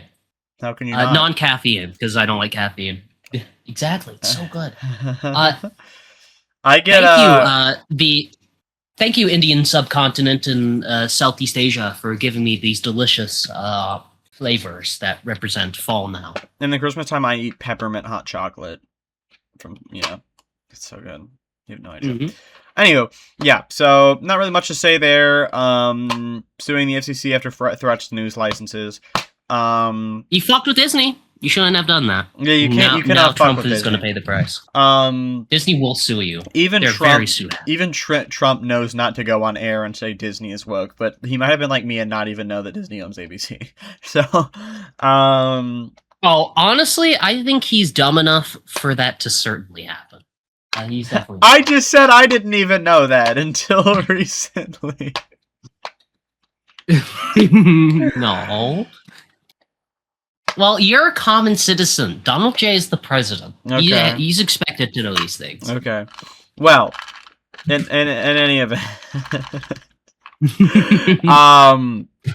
yeah. So, and to be fair, the revoking news licenses was likely empty threats, but it's still not something that you throw out there as a threat at all, because it's a serious allegation and that can threaten the being of a company. It makes sense for them to go after you for that. Oh, absolutely. Because if you threaten that stuff, that's like, has any president ever done that before? To threaten to revoke someone's license? I doubt it. There has to be one. News right? licenses, I want to say, became a thing during, was it in the 40s? Licenses. I'm not too sure. Because there was for a while there, okay, I might be wrong here. So I'm going to explain this as blandly and vague as possible. For a while there, I'm going to sound like an idiot explaining this, but I'm just explaining it in a way where I don't spread misinformation. For a while there, you could say whatever the hell you wanted on TV. And then they're like, hey, if you're a news organization, you should only spread facts. And then Ronald Reagan was like, no, free speech. I looked it up, by the way, for the revoking media license. I'm not seeing, like, any real information that any other president has even threatened to do so. Yeah, I wouldn't think so. Not news licenses in general, they're obviously not new, but in terms of, where we're at. Threatening being revoked. Yeah, that's definitely new. Even we also just never had a president with this big of an ego, genuinely. Like, and I'm saying that genuinely. I know we've had egotistical presidents in the past, of course. How could you not be with all that power? This is psychotic. Yeah, straighten those shorts, girl. I am. I'm lighting a candle, no worries. Anywho, yeah, that's pretty crazy. Anyway, you want to see Trump getting North Korea pilled? Yes? You mean when Donnie J was simping over Kim Jong-un because how nicely they treated him? Yeah. Fuck Don't pay any attention to that, guys.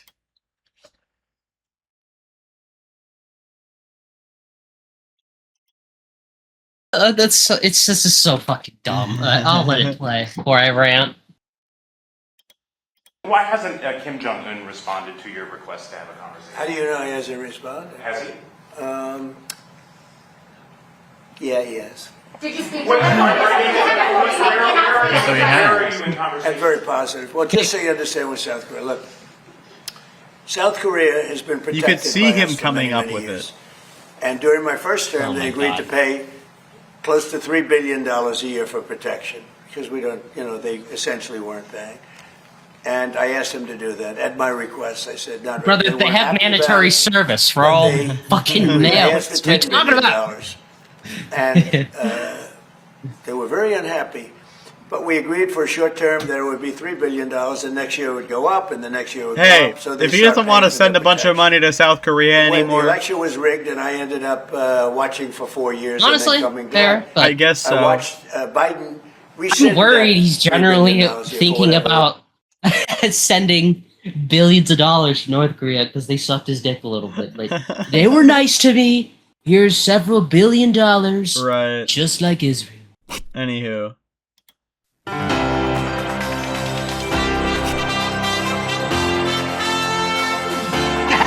Yay!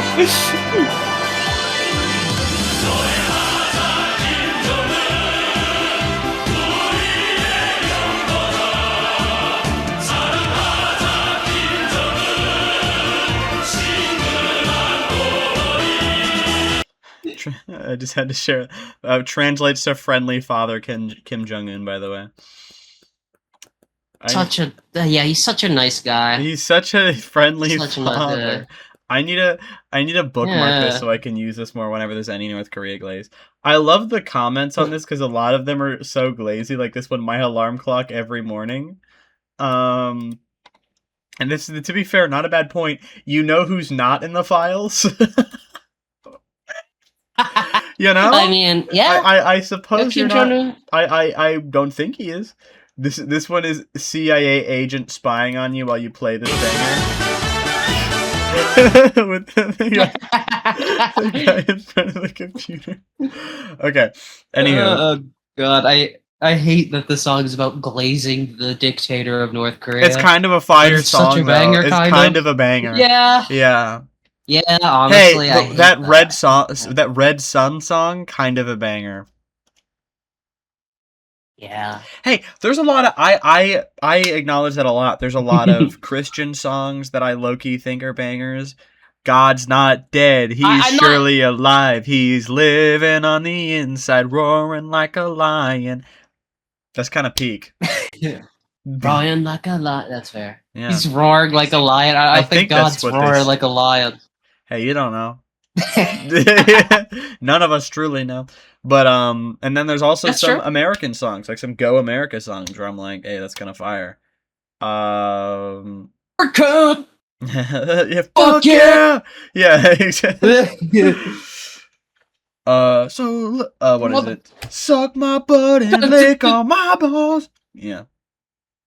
Pretty sick. Fuck yeah! Dude, the sad freedom.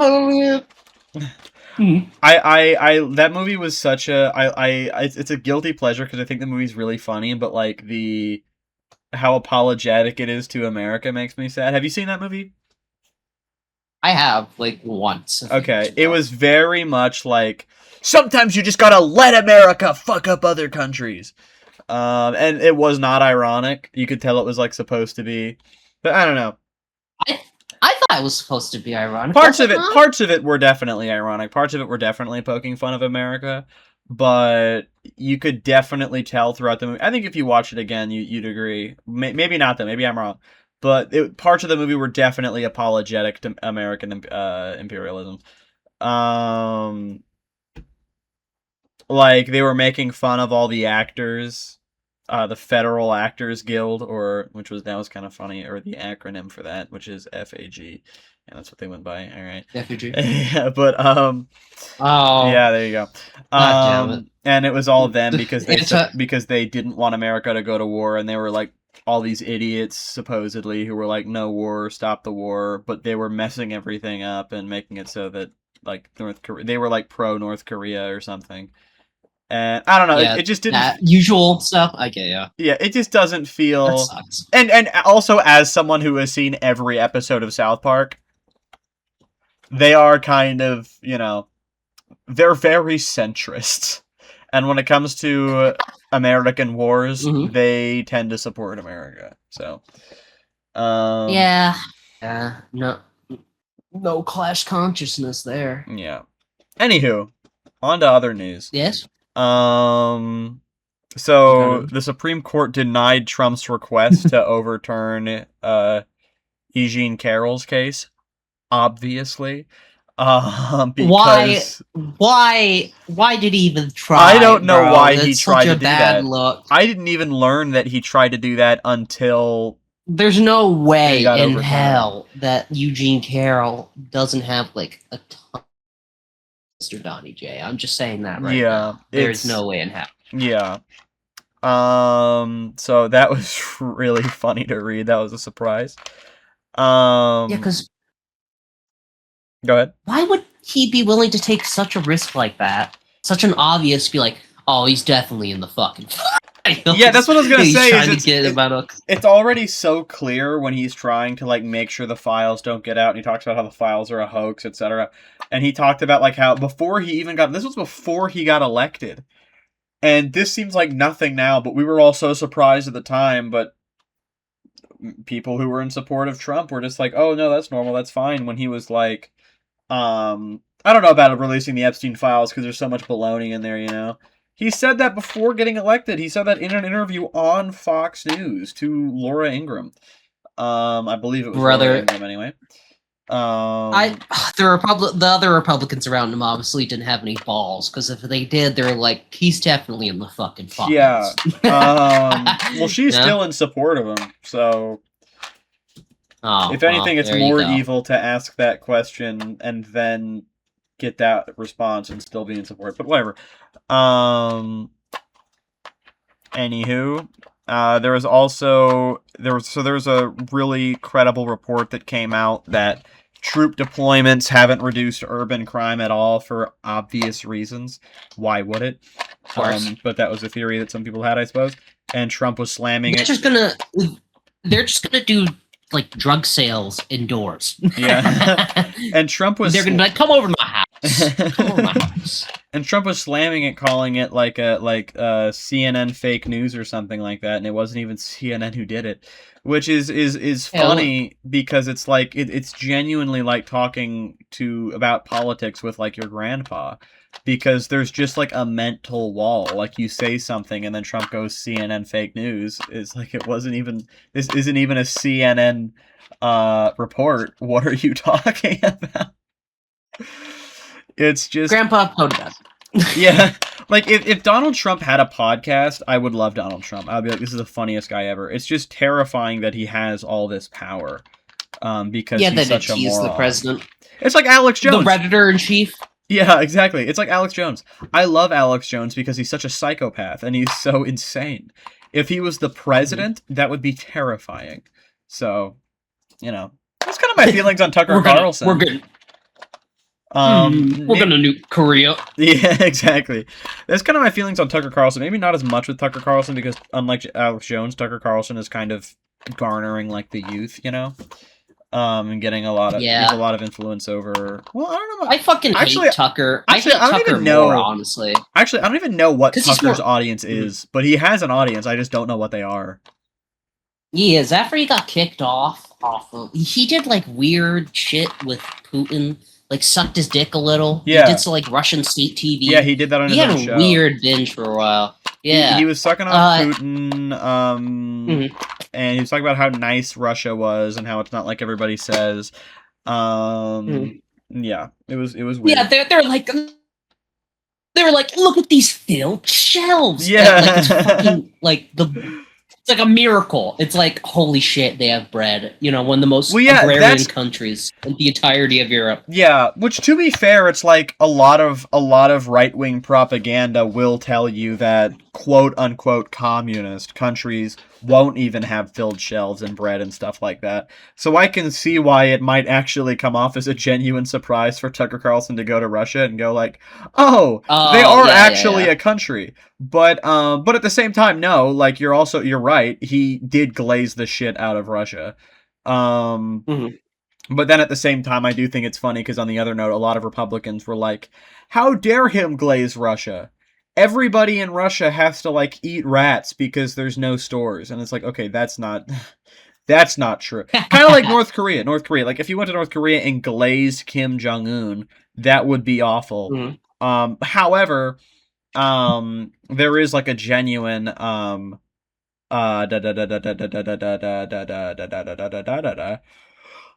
there is a genuine, like, we over exaggerate how bad North Korea is all the time. Like whether like it's arguable whether or not like North Korea is like even worse than like America is. Like that's a debatable point.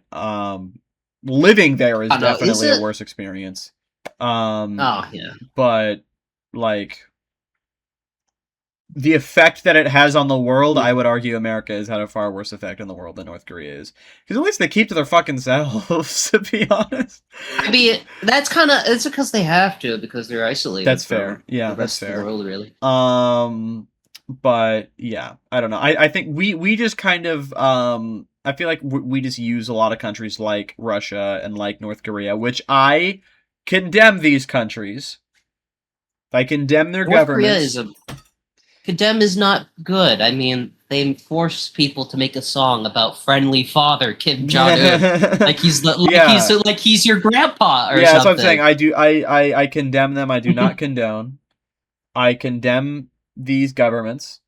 I don't want to say countries. I don't like to say I condemn a country, because when you say you condemn America, people are like, oh my god, how could you hate your country? So if I'm going to be fair to America, I'm going to be fair to every other country. I condemn the government of these countries. However, I just think that we kind of prop them up as a boogeyman so we don't look as bad. We're like, oh, well, in North Korea, and then we make up some lie. They all have to fucking eat... Suck Kim Jong-un's big old titties. They have to legally every day, and it's like, all right. No, they don't. They also have lives, believe it or not. They live less dignified lives than you would in most other countries, but lives. Anywho. And we have, as you sent me an article earlier, one of the highest child poverty rates. Is it the highest? I think it's the highest, if it's one of the highest, if not the highest. Let me scroll back a bit so I can. That's insane. Yeah, one of the richest countries in the world with I think like 38%, if I remember correctly. Yeah, and there will be people who will be like, "Oh my god, well, there's so many people in our country." There are countries with more people than we have, with less money. Yet they still have a lower child poverty rate. Why is that? Isn't that a little weird? So China, that's a big one. China, yeah. China. It's so hard not to glaze China these days. You don't be fucking real. It is, because low key, they're not doing bad right now. They're not doing bad, sure. And I'm trying to stop myself from getting China pilled, because I do disagree with a lot of things over at China. But if I had to do a comparison to I would say live here just because I love politics, and I feel like if I be as politically active as I am over in China, I don't know. They do have bad censorship problems. Yeah, I don't want to be censored. We're getting there, though. We're catching up on the whole censorship thing. Oh, what? One step at a time. Oh, It was from Bernie Sanders, actually. The United States has a 21.1% childhood poverty rate. Yeah. Highest in I think all of NATO at the very least. Highest in NATO by like wide margins, 5% in comparison to fucking next one, which is United Kingdom. But when you do nothing but austerity measures, that's what probably will inevitably happen. Yeah. Super cool stuff. Oh, great. What? What? No, I just said, oh, great. Yeah. Like, it is great. Like, childhood poverty? Yeah, awesome stuff. Moving on to... Oh, he talked about the crime statistics, actually. We'll look at that. Thrilled to announce that the FBI has just released a new uniform crime report showing that in 2025, we achieved the single largest reduction in violent crime in American history. And according to the latest data, crime has continued to plummet under our leadership in 2026. So it's a great tribute to all of the people. Okay, this is him talking about the FBI report. Together we're showing what is possible when you finally have a president in the White House who supports our police, who lets you do your jobs. Okay, so first of all, Biden certainly supported the police. He's at a police union thing, I think. If I remember correctly. He did what?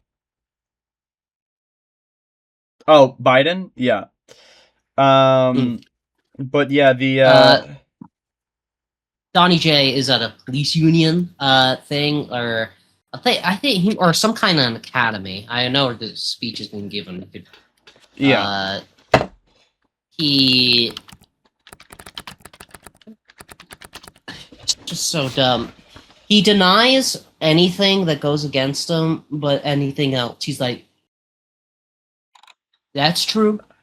Takes it out of context, manipulates it to its own will. The good things are true, the bad things are false. Yeah. Oh yeah, absolutely. And now you're mentioning, he seems to forget that New York City is also doing the same thing. Probably even better, I would imagine. Yeah, because his statistics are his statistics are faultied, and there were a lot of talks on that, and I guess he just hasn't responded. I think he's just ignoring it, so he doesn't show his supporters. He doesn't. First of all, he failed to domestic abuse was not involved in the statistic at all. I just want to put that out there. Just so that's known. It's really fucked up. That's a domestic issue. Anywho, moving on. To World War III watch, Trump claimed that he is going to take over the strait and make it his territory. And after we finish defeating Iran, which is being very badly defeated. Just keep saying it, you'll believe it eventually. Pretty soon I'll be declaring the Hormuz Strait a territory of the United States. These dumbass police officers like, yeah. Essentially, that's what we have the blockade. Yo, we're gonna defeat Iran any day now. But and how about we got it in month 20, baby. Month 20. And now we work great with them. We've taken in millions and millions of barrels of oil. But we're doing really Why is gas prices still up? Then you fucking dumbass. Yeah, that's true. And what's funny is he's like, "How about Venezuela? One day, and we swooped in and we got oil. But we're doing good. We're doing good though. We're doing good. Hey, how come Iran wasn't one day? What's that about? What? That's weird. That's weird. We're lowest in stockpiles of missiles than ever before, and we're not prepared to fight our enemies. Yeah. Theoretically, if we have to. Right. What? That's strange. I wonder who did that. That's Biden's fault. Right. It's Biden's fault. It's not like Trump could have looked at the fucking cabinet and seen what we had and decided, do I want to attack Iran? But no. He didn't have to. Because he has faith. Operation Epstein's Fury. Operation Epstein's Fury. So the Iranian an Iranian commander offered a $30,000 bounty on U.S. troops after that threat, which were cooked. That is, it's a move that I really hope no soldier gets taken out, because of that. Yeah. That would be not a good look. Yeah, we lost several soldiers after they put a $30,000 bounty on them. Now we have to win even harder. Protect our own troops. Yeah. That's great. Don't worry. Thank you, Donald J. You're such a good president. Dude, he's such a goat. Speaking of, because you have like the I don't understand how people, and especially families of people in the military, can look at him and still support him at this point, especially after the USS Abraham Lincoln, with like a guy several people tried to kill themselves by now, and they're like, yeah, they can deal with it. They can deal with it. They're running low on food and they're rationing into such small portions of food. And Trump is like, I actually don't think that though. I think they have plenty of food. I think that's fake CNN false reporting. And there was a kid who like wrote this depressingly sad letter to his mom, just saying that he hopes he can get back in time for Halloween, but given where the ship's at this moment, unless it turns around like right now, he's probably not going to be home for Halloween. So what makes these midterm. What makes this midterm a lot important? Let's bring our troops home for Thanksgiving. Let's bring our troops home for Thanksgiving, genuinely. And we're gonna get to those midterms very soon. I just wanted to also mention that 153 civilians were killed in by strikes in Yemen. 153 civilians is not a small number at all. But yeah, it was the United States military in Saudi Arabia. Yeah. Yeah, that's likely. That's what happens when you put loyalty ahead of Yeah. Well, I don't want to get out here. I don't want to get banned. My guess is that it was the United States military in Saudi Arabia, or of course Israel. But I feel like if it was Israel, we would know about it already. So that's me guessing, not facts. That was more of a. It was definitely this thing as a guess of man. Anywho, who else would it be? Anywho, go on. It could have been Egypt. Yeah, could have been Egypt. Yeah. Oman, yeah. They're next door. Yeah, I just feel like at this moment, I don't know, especially with the Houthis, I just feel as if it looks very Saudi Arabia to me. It looks very Saudi Arabia to me. We'll see. Could be Egypt. This is all a guess. Those were joking guess. I'm like, yeah. Oh wait, yeah. These are all genuine guesses, especially. You know what? I think Iran did this. They seem like they're the. Hey! Look. Honestly, Egypt things don't surprise me anymore. So I took it seriously. I stopped paying attention to Egypt's stance a while ago. Oh, they had a coup in 2015 and overthrew their democratically elected president. And now they have like a military government, and they had that military government for around 10 years now. Wow. I'm pretty sure. Don't quote me on that though. Okay. Yeah. Moving on to the midterms. Speaking of midterms, so a couple of these things I said that I mentioned last time, but I didn't remember mentioning it. So I did mention Marsha Blackburn winning the primary, apparently. The lady with the breaking China. And you're like, we gotta get. I'm going to get in Congress to break China. Yeah, and he's like, or she's running for governor. She's not even Congress. She's running for governor, and she won the primary. Oh God! Of course she did. Yeah. So so that was really cool. Wesley Bell. No. Wesley Bell ended up beating Cori Bush. Not cool. But you win some, you lose some. Like with Hong, I think I already mentioned Hong as well. Hong did lose that primary. We did win the. Oh, hello. Making a cake with me. Oh. Sure. 1 second, chat. But yeah, so Marsha Blackburn won, Wesley Bell won. Those are the two bad ones. Oh yeah, and Hong, I don't even remember Hong's opponent. Look at me, professional here. But Hong lost, but of course we have Abdul winning, and then all those wins in New York City, or not New York City, in New York in general. These are big W's. DSA is still looking good. It just but of course it can't be a 100% full-on land fight, obviously.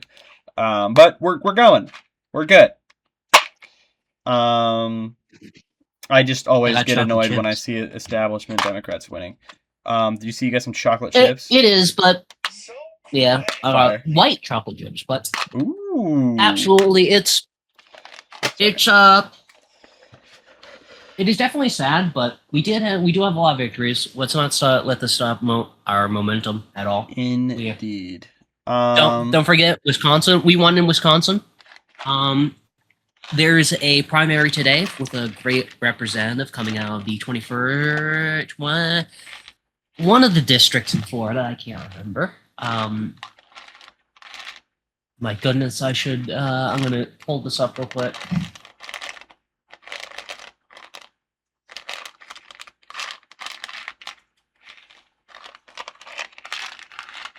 People listening get to listen to me twirl my icebreakers, and they get to hear the sound of all of them like falling. Yeah, that's awesome. Yeah.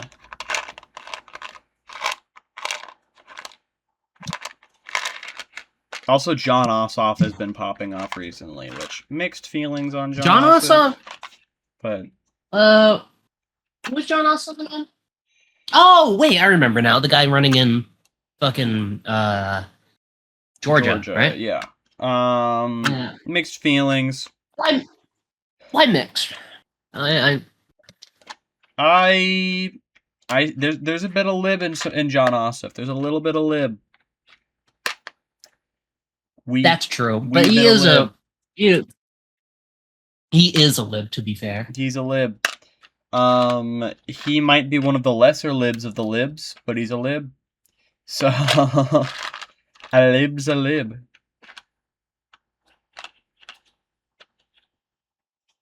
Lib's a lib forever.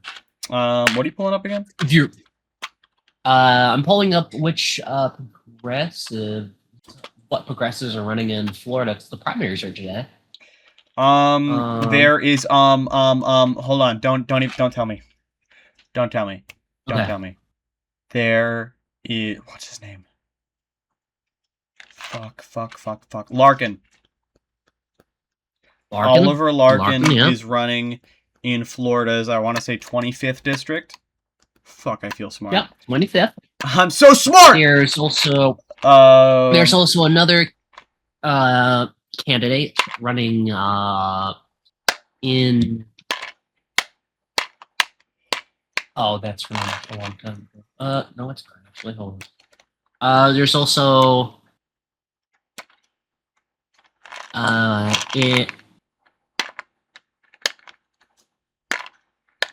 Mr. Grayson running for the I don't know that one. 7th Congressional District of Florida. Aiming to make Florida more affordable. And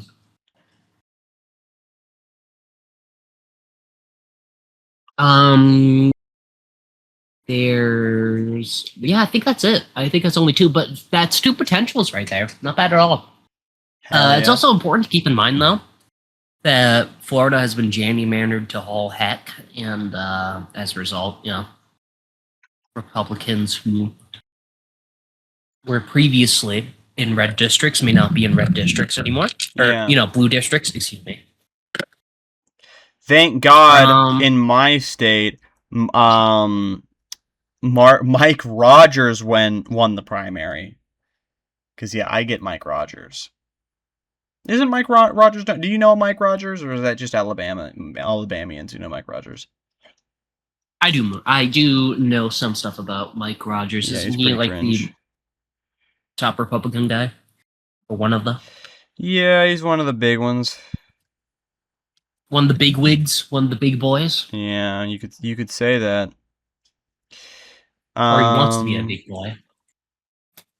Yeah. Anyway, I also mentioned last time black people voting surged to the highest in the most they've ever voted in 10 years after the I'm just gonna start over. After they gutted the Voting Rights Act, more black people voted than they ever have, or in the last 10 years. So that's really cool. Let's go. That's awesome. Even more in Joe. And Joe is a first running around where he won. That's awesome. Yes, it is. Right here. Indeed. More people on to vote. Very good. Oh, man. I had a video for the Navy thing. Whatever, it's fine. So, in worldwide news, the Argentinian peso is now worthless. Good job. That the true merits of anarcho-capitalism showed its face. Beautiful. Making the currency useless and dollarization a permanent figure in Argentinian politics. Good job, guys. What is that one, right-wing anarchist book, Industrial Society and Its Consequences? No, it's Industrial something and Its Consequences. I think are you thinking of, what the fuck is that bitch's face? There's, a woman that made anarcho-capitalist writings. I forgot her name, though. She's weirdly popular, even though her books aren't exactly the greatest. I don't know. Maybe I just got the book wrong. I thought it was written by a right-winger. Oh, wait, are you talking about the book made by the fucking Unabomber? Is that him? Is that the guy? That is the same guy, actually, isn't it? I had someone in my Twitch chat trying to get me to research the Unabomber more. Saying, no, this guy was sick, bro. You gotta do more research into him. And I'm just sitting over here dog, I I honestly haven't researched the Unabomber a lot because I didn't think anyone would come into my chat trying to defend the Unabomber. So, bro, you don't understand. He's so goat. Is that what he's telling you? He's like, he's goated. I had a lot of people defending. Unabomber. Dude, I need to go back to Twitch streaming. It was so insane when I had because I would always have 3 chatters, so I had to pay attention to every single one. And I had people defending the Unabomber. I had even more people defending the Nazis. And I had even more... I don't just mean trolls. I mean they were genuinely trying to argue with me. No, seriously. 6 million just doesn't make sense. And I'm like, please, I beg you. It really does when you didn't... It really does. It's only the most well-documented war in the world. They were doing everything to kill the Jewish population. Yeah. They were shooting them, throwing them dishes, throwing the furnaces, fucking tricking them into, showers before killing them all with gas. But I had I had even more people telling me, defending Russia. That was the big thing. Russia? Really? Oh my god, there were so many people clearly from Europe. All countries allied with Russia. That's ironic, eh? It is. Anywho, on to ICE Gestapo. I only have one thing here. ICE is giving people stun gloves. Oh, yay! Did you hear about that? Tased by someone? Yeah, I did. I'll let it. Dominic J fucking thought it would be a genius idea for to give these fucking 10-year-olds shot gloves that can electrocute you and possibly give you cardiac arrest. It's recommended that you only do one hand at a time. They're not going to do that. They're not going to do one hand at a time. They're going to. This is going to lead to more deaths. More people will probably die of the results of this. And also, I'm pretty sure Donald J. Actually invested into this company before making this deal. Which, America first. As long as he's firstest. It's funny that you say that because I was about to ask actually if we could check. I'm like, you know what? Can we check to see if he invested first? Because he always does. So I was like, I had a feeling he had, but I didn't even read that. Actually, I wouldn't mind checking because I'm not super 100% on that. Just I haven't heard anything about it. Yeah, I haven't heard anything about it. Because I was pretty sure that he invested in the company. But I might be thinking into the body cameras. He invested in the tasers. Yeah, he invested in and in the body cams, didn't he? Yeah, because he got, instead of doing the cheaper option in which just paying the subscription thing that you need to do, he would rather have American taxpayers pay $20 million more than we need to. In order, to get them actual body cams. Just so happens he bought it from the company he invested in. It's just a major coincidence. Right. But I don't know what you're talking about with they're not going to follow the rule because, ICE clearly follows protocol. Mm-hmm. Famous for being the most humane force in the American society. Yeah, so don't be Red Cross. Doctors Without Borders, move out of the way. Out of the way. It's time for immigration, custom enforcement. Anywho,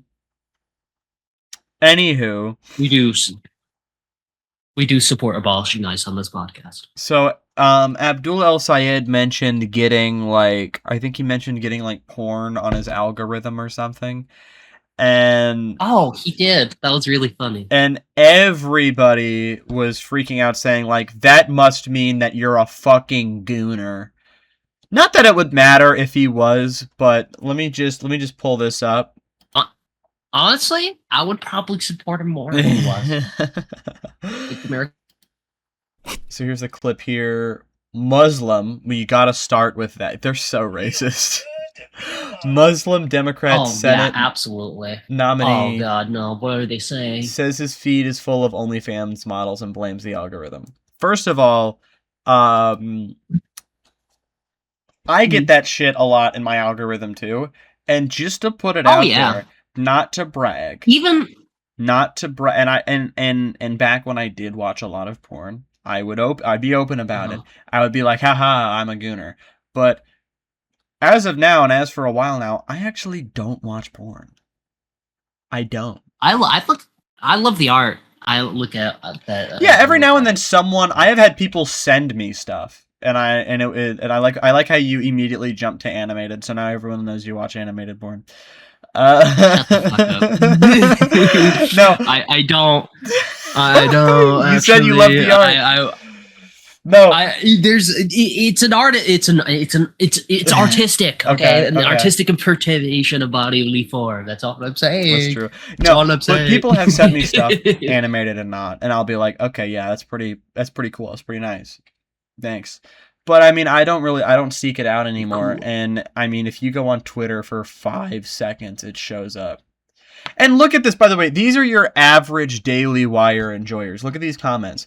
He's a Muslim. Pretty sure he's like his prophet and wants a 6-year-old. What the fuck? Yeah, I guarantee you this person's Christian. They should look up how old Mary was when she gave birth to Jesus. I just want to point out there is a lot of debate on the topic whether they were 6, just because it was thought it could have been a mistranslation, and they could have actually been older. Mm-hmm. But you would also make a valid point. You know, Mary exactly wasn't an adult. No, either. She was 12. Not much better than 6. And this comment says, I think Abdul El Jihadists has some repenting to do. At a certain point, you just that reminds me. I might just start calling him Abdul El Jihadist because that's kind of funny. And then this comment is just socialist. Anyway, go on.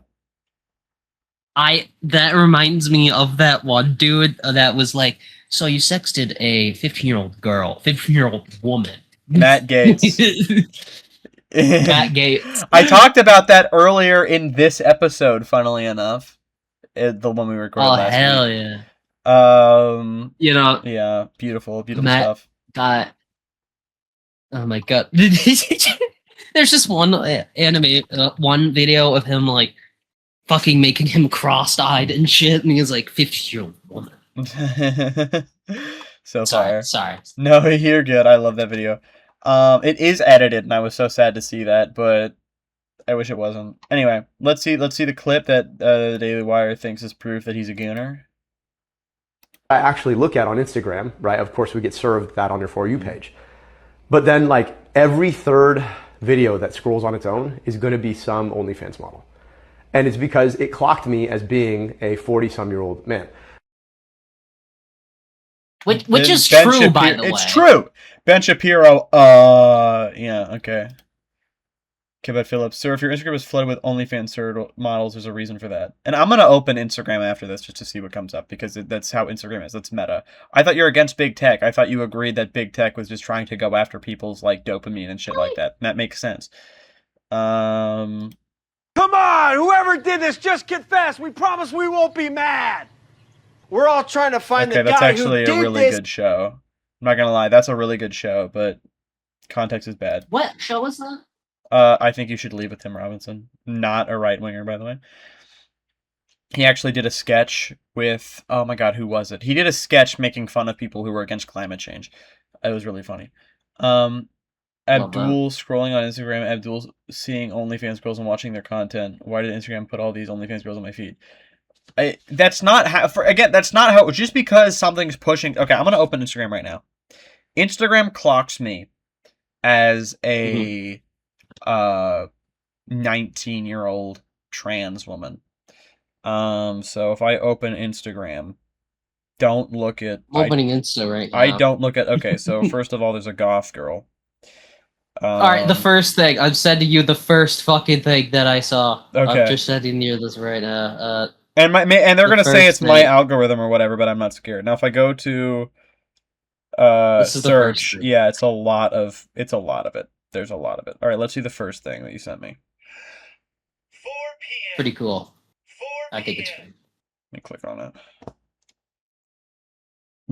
it. You got a muscle mommy? Damn right. Oh, damn. Hell yeah. Damn right. Go, girl. Hell yeah. Yeah. Sorry, this is another thing that I got. Hold on. Awesome. This is another thing that I got. I need to pull my phone away before it auto scrolls. I hate auto scrolling. Why do they add that as a feature? Look at the. Hold on, wait, Sam, look. Hold on, I'm looking. Oh, he has legs. It's a pretty sick. Whoa. That's a pretty good video, Instagram. Instagram, come on, you gotta admit. Anywho, we're just scrolling on Insta. We're so autistic. What the fuck? See, it works now. See, it works now. I'm just scrolling. The algorithm works. Yeah, it's working on me too, bro. I'm trying to find I got the first thing was that, and see, it's giving me Dead by Daylight content too, and I've literally never searched Dead by Daylight a single time on Instagram. That's crazy. Anywho. Oh, I love how we're exposing ourselves. Okay, look. I've turned it off. Let's see what we got. Anywho, yeah, point is it will. I mean, hell, my mother has been married for years, and they can try and blame this on my mom, but this is not my mother. She keeps getting emails from what's that one dating website for old people? Oh, like Silver or something. Silver Fox, I think it's called. It's not not that or Golden's. I don't know. Dating old people apps. Okay, now you're going. This might actually affect your algorithm. Upward, that's one. It's not Upward. Boo, that one sounds cute actually. That sounds cute. Our Time. It's another one. Oh, Silver. You're thinking of Silver Singles. It might be Silver Singles. Anyway, she was getting emails from them, and she's like, "I'm not that old yet," because she's in her early 40s. It was really funny. Listen, you're getting there any day now. You're gonna click on this. Wow. Anyway, I want to read more of these awful Islamophobic. I mean, in comments. general. Mean attack anyone specifically. Okay. I'm just saying. Dog killers don't have any room in this world. Is there a rumor that Abdul El Sayed killed a dog? It's a racist thing because is the Asian thing spreading? It's more specifically just dogs for Arabs, Arabian people. Okay, sure. They just come up with anything, you know. The racism doesn't even make sense. Yeah, I like back in my day when racism made some semblance of logical thought. To give some context of it, and not to justify it purely for context. Okay. In the Middle East, there's a large wild dog population. And as a result, wild dogs are not exactly beloved in the Middle East. Yeah. So once in a while, they would, shoot and eat them. If you want my personal opinion, first, like someone who actually comes, dog kills don't have any room in this world. First of all, it's extremely racist because obviously there's no proof. This guy, there's no proof. You're assuming obviously he's been living here. Obviously, that's insanely fucking like his racist. Entire life. At least since he was very young. I'm not sure how long he was living here, but that's silly. Regardless. Absolutely not. I'm gonna be honest with you. Justification. Not to justify. I don't know. If another country eats dogs, I don't fucking care.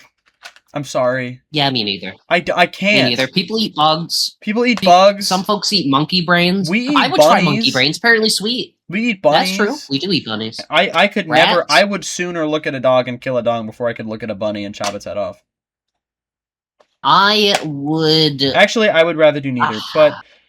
Because now I'm trying to weigh it now, and then I'm like, actually, wait, I just don't want to kill an animal. But it's at least equal to me. I don't think that it's any less humane to kill a dog than it is to kill, like, a rabbit or a fucking, like, fox or something. I don't know. What other racist comments do we have? Roll eyes, yawn. I don't know what that's in response to. Oh, awesome. I don't understand why this is such a big issue, right? Yeah. Mine is full of mind games, recipes, and dogs and cats. His narcissism is showing, and he cakes on tachia.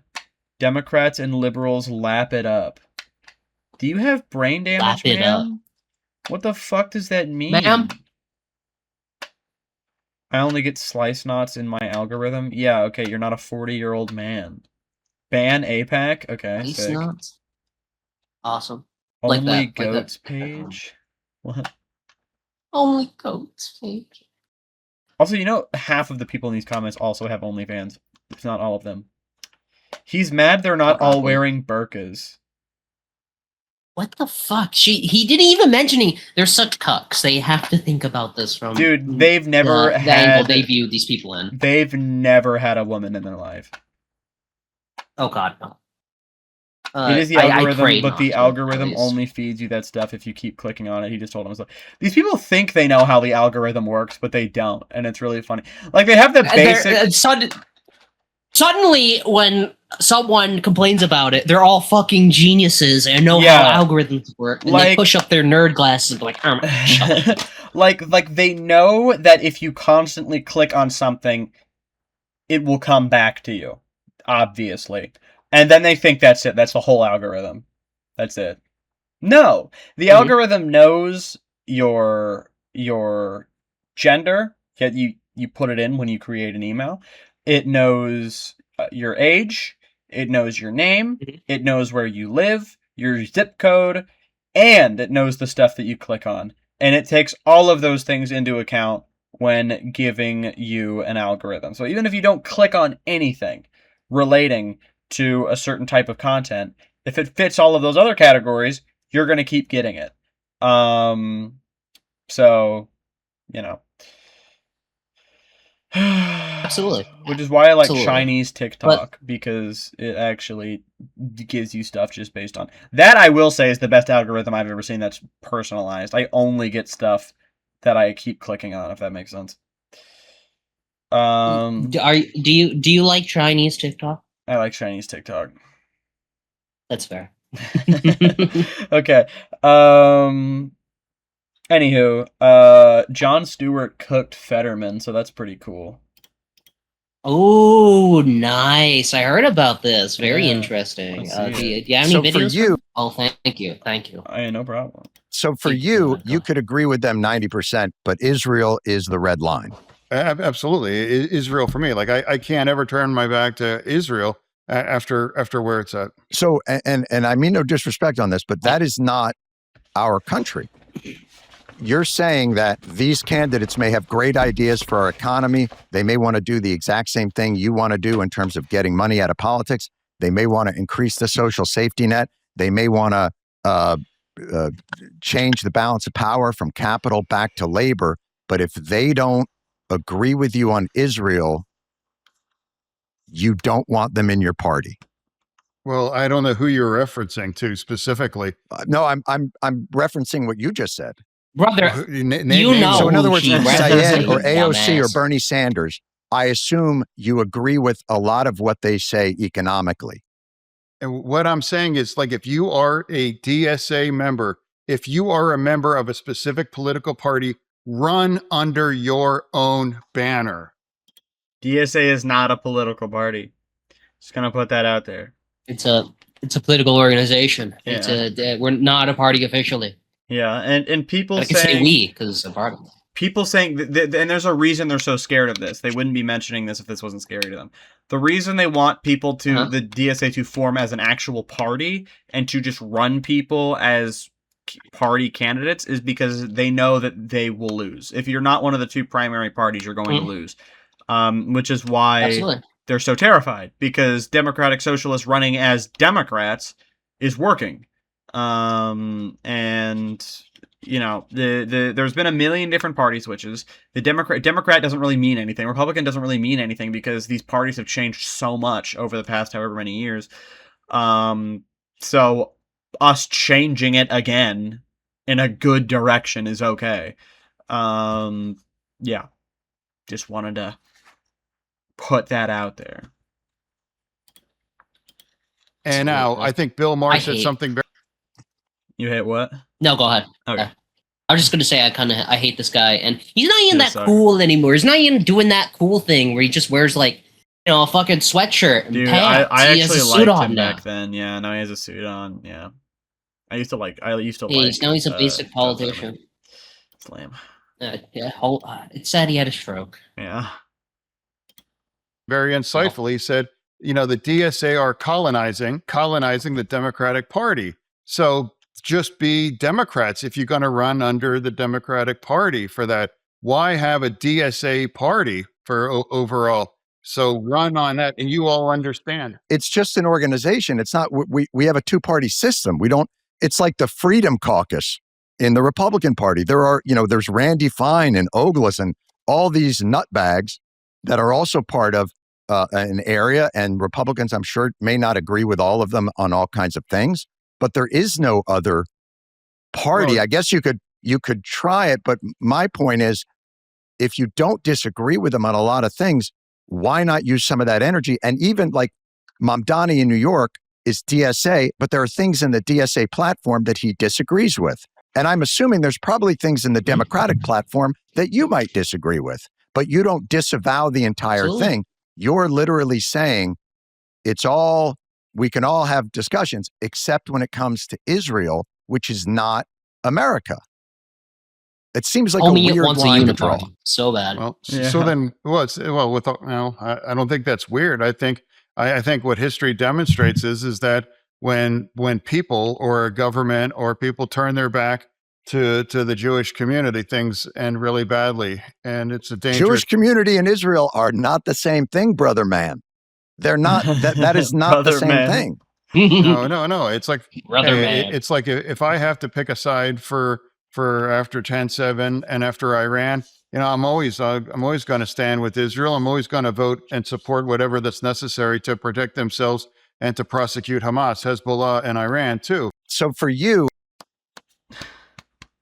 Wait, so he's pro-Iran war too. That's really cool.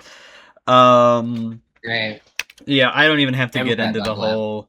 If you want to protect the Jewish community, then you would be against Israel, because Jewish people in America overwhelmingly do not support Israel, because people in America overwhelmingly don't support Israel, and Jewish people stand with the rest of the Americans. So what do you know? They're not a monolith. Right. Do Jewish people in Israel overwhelmingly support Israel? Yeah, people in Israel, period, overwhelmingly support Israel. You could say that about any country. They overwhelmingly support themselves.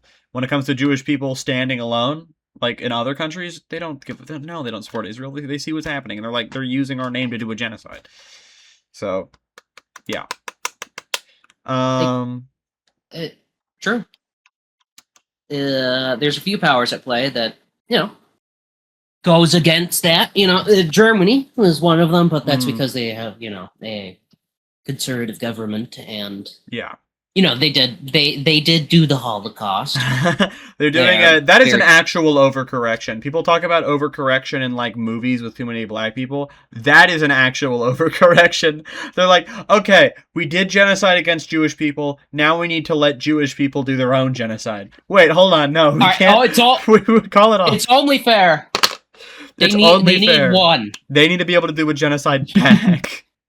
That's a real. Why not against Germans, huh? Why not against Germans? That's true. So not us though. Only the Arabs, which we also don't like. Germans are white. Enough. Oh, pretty white. Anyway, Dan Crenshaw. Always love it when I have to bring that guy up. So he basically told poor people to suck it up. And he was like, suck it up. Oh my God, you did. He'll be like, you guys will be okay. Just eat ramen like we all had to in college. And if you're complaining about a $20 burrito, just don't buy the burrito. Which is insane. Dude. Such a fucking retard. This is the guy. No! Lost his... You said it on the primary, pod. By the way. This is the guy, huh? What did I say? He said he's an R word. Oh. Oh God, I'm so sorry. Oh no. It's the people I you don't hang like using. around. It's the people you hang around. They don't all say it. Just one. Yeah. Just one, really? I remember more.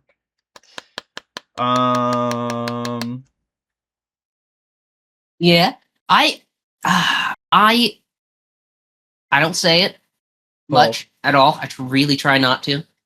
I really try. Sometimes but I slip sometimes. I get the urge sometimes, and I like to pull a Hassan and call them mentally stupid. Oh, mentally stupid? I actually like that. They're mentally deficient. Yeah, they're mentally undeficient. Anyway, speaking of Hassan, this is the guy that got. Didn't he lose his primary? Isn't he not going to be a representative soon? I don't know, actually. Let me search it up, because I'm like pretty sure he lost. He's the my emails were showing on screen.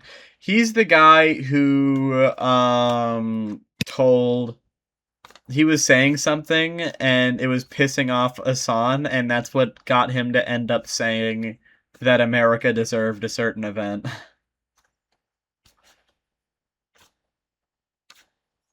Sam didn't hear that. She's locked in.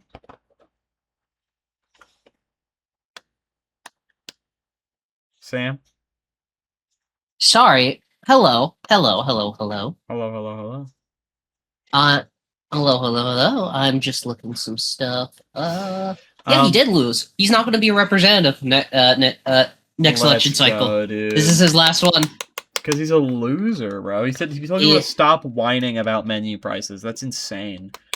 Guys, you need to stop being a bitch. Yeah. Come on. But he's the guy. Like he suffered a lot. Like he's the Silver guy. Spoon. He's the guy who Hassan was reacting to. He was reacting to Dan Crenshaw on Joe Rogan, and Hassan got angry, and that's when he ended up saying that America deserved a certain event that happened.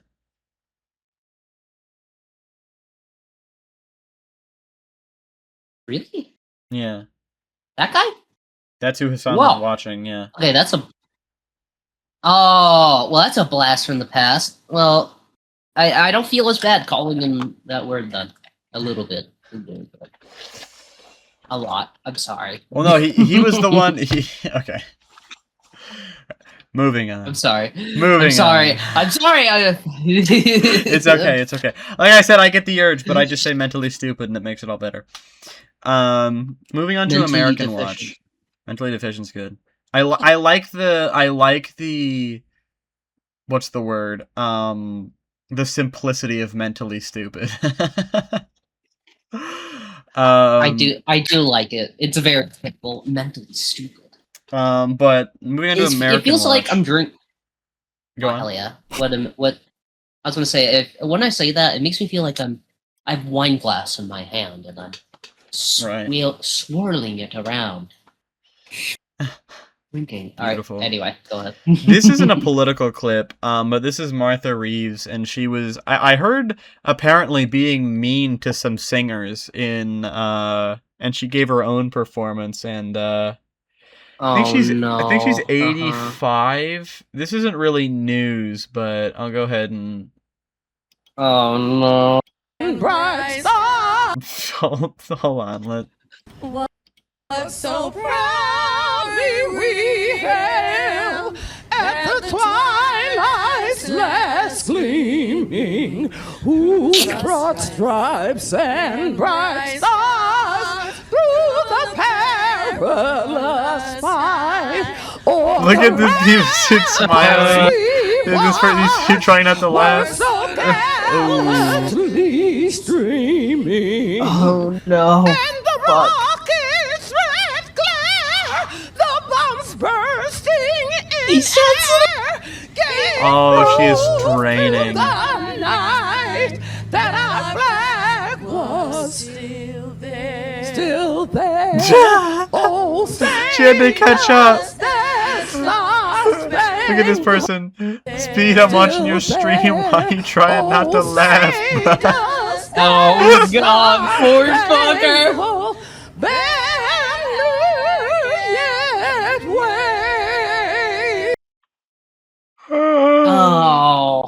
Oh my god. You shouldn't have talked shit, bro. Shouldn't have talked shit. Mario Kart music when the lightning strikes you. Oh my god, people... when your car stereo eats the tape.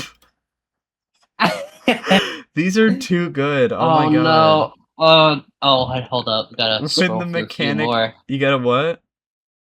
Oh, just keep reading? Scroll through a few more. Yeah. Go on. Yeah. When the mechanic asks you to describe the noise your car's been making.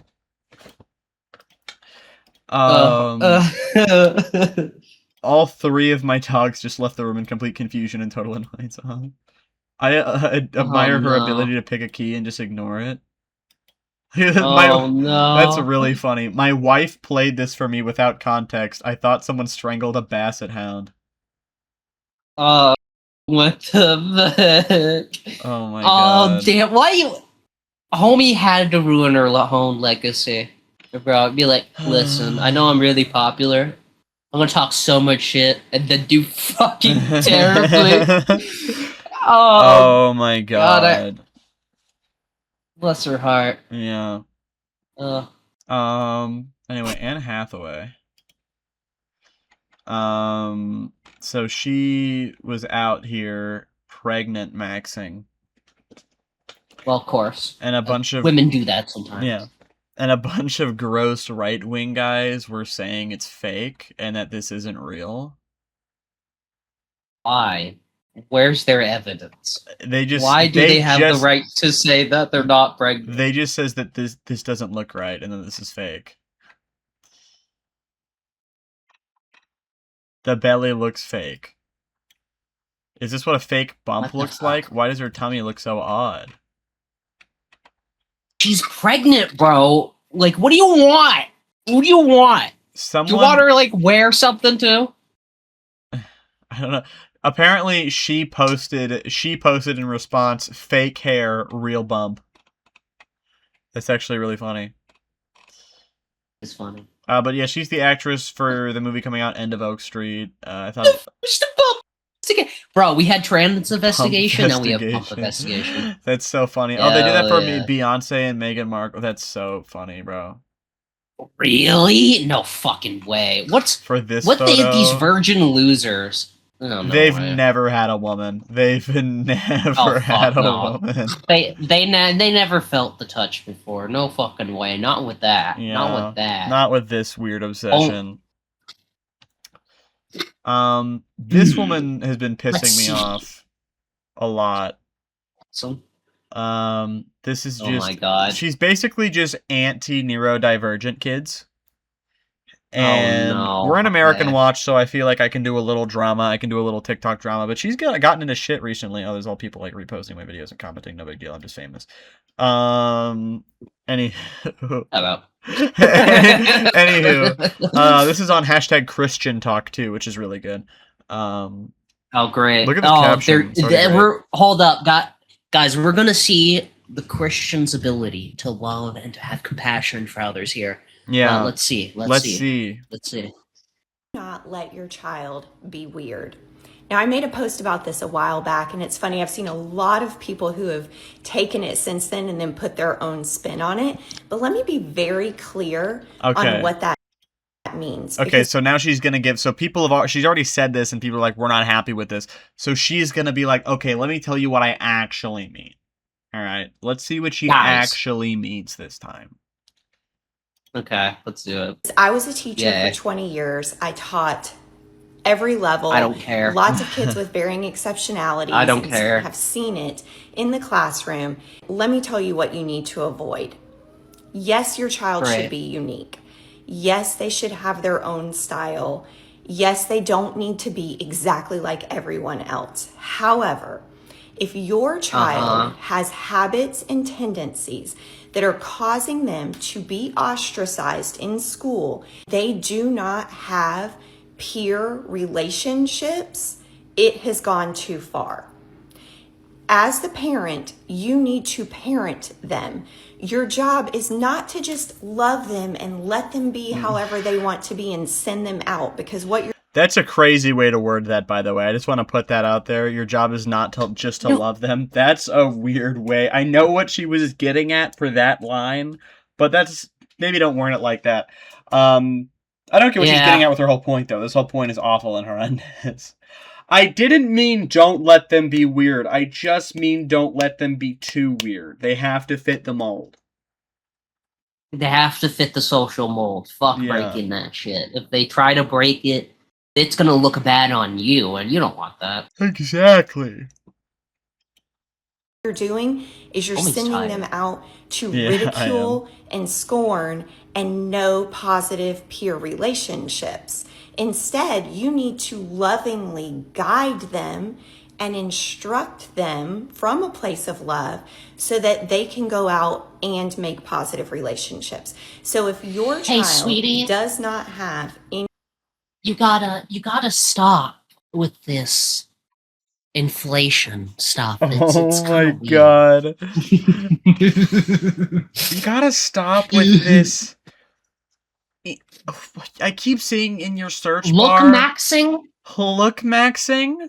I keep seeing inflation space Isabel underscore parenthesis animal underscore crossing parenthesis. And I just...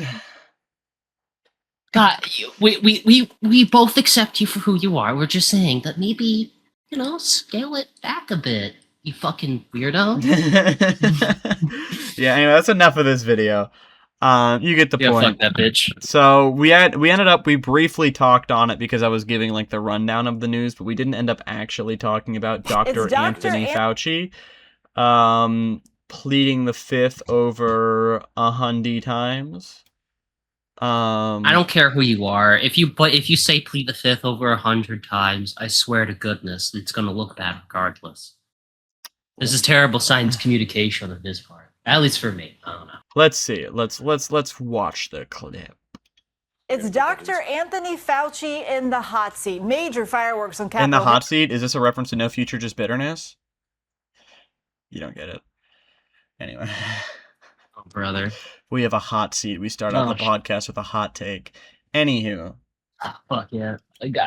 Guys, Fauci.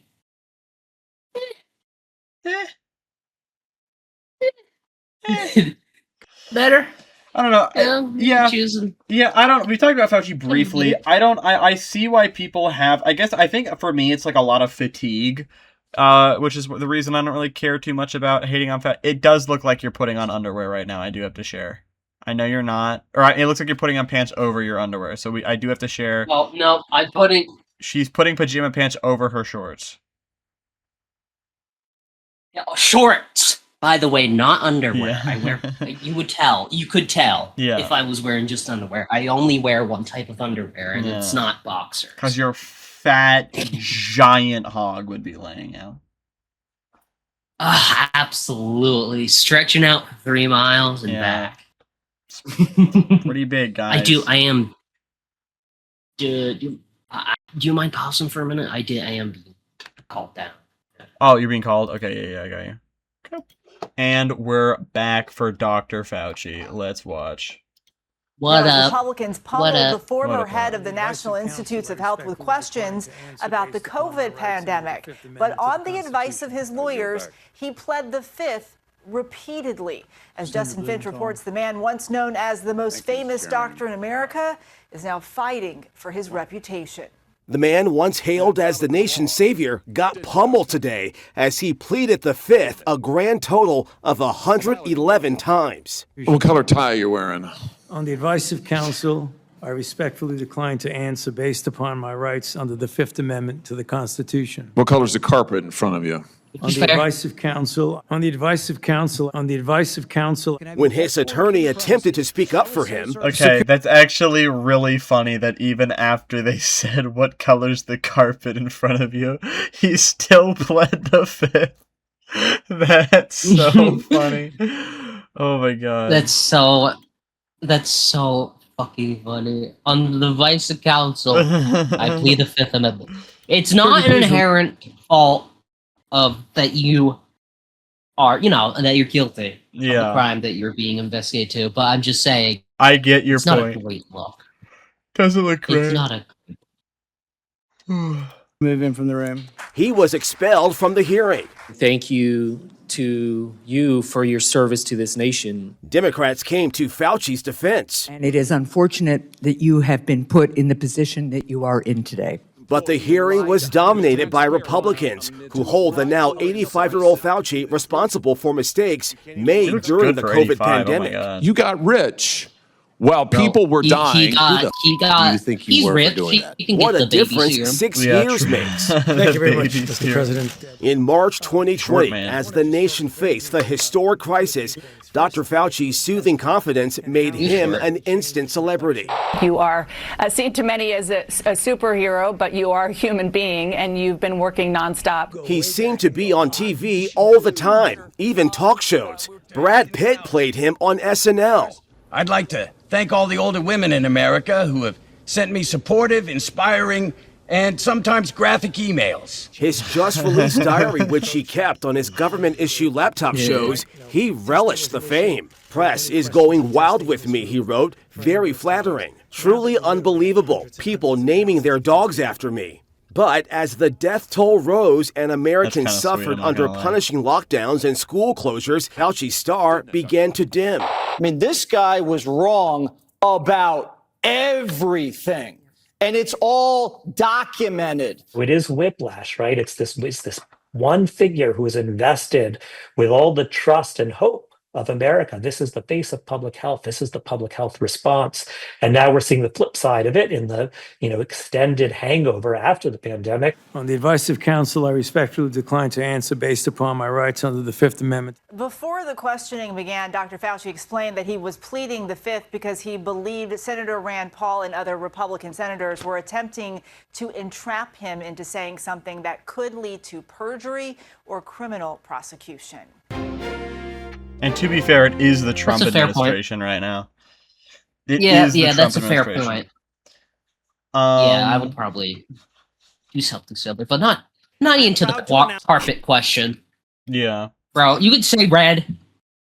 Come on. Do what?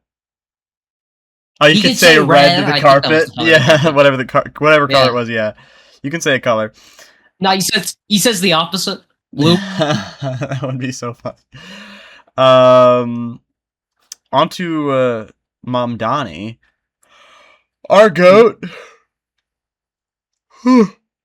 Groceries. Man, the myth, legend. Mm-hmm. Making groceries 30% off. That's pretty cool. That's pretty sexy. Yeah. It is really sexy. Let's hear him. I am proud to announce a collection of essential staples that will be predictably 30% cheaper at all 5 of our city-run grocery stores. New York City Mayor Zoran Mamdani announced this week that prices for core grocery items like fresh produce, meat, seafood, as well as essentials like cheese, milk, and bread will be 30% cheaper at the city's 5 proposed municipal grocery stores, with the first slated to open in 2027 and a goal to have all 5 open by the... He's the best mayor of all time. Yeah, I want to suck his dick. Just a little. See, if only Republicans had that honesty. Yeah. But as I was searching, I saw Joe Rogan react. So let's see what he says. Joe Rogan destroys Zoran Mamdani over voter ID hypocrisy. Yeah, if the text to speech is telling me, it must Jesus be true. fucking Christ, that is the dumbest thing I've ever seen anybody say. If Joe Rogan says it's dumb. I feel like Joe Rogan kind of makes it. Joe Rogan's like a double negative, whenever he says something. Yeah, he's like, so it is probably true. Yeah. They said, how are you going to ensure that people from New York have access to this grocery store? Well, they're going to have to show ID. But not to vote. Yes. They're talking Yes. Yes. Yeah.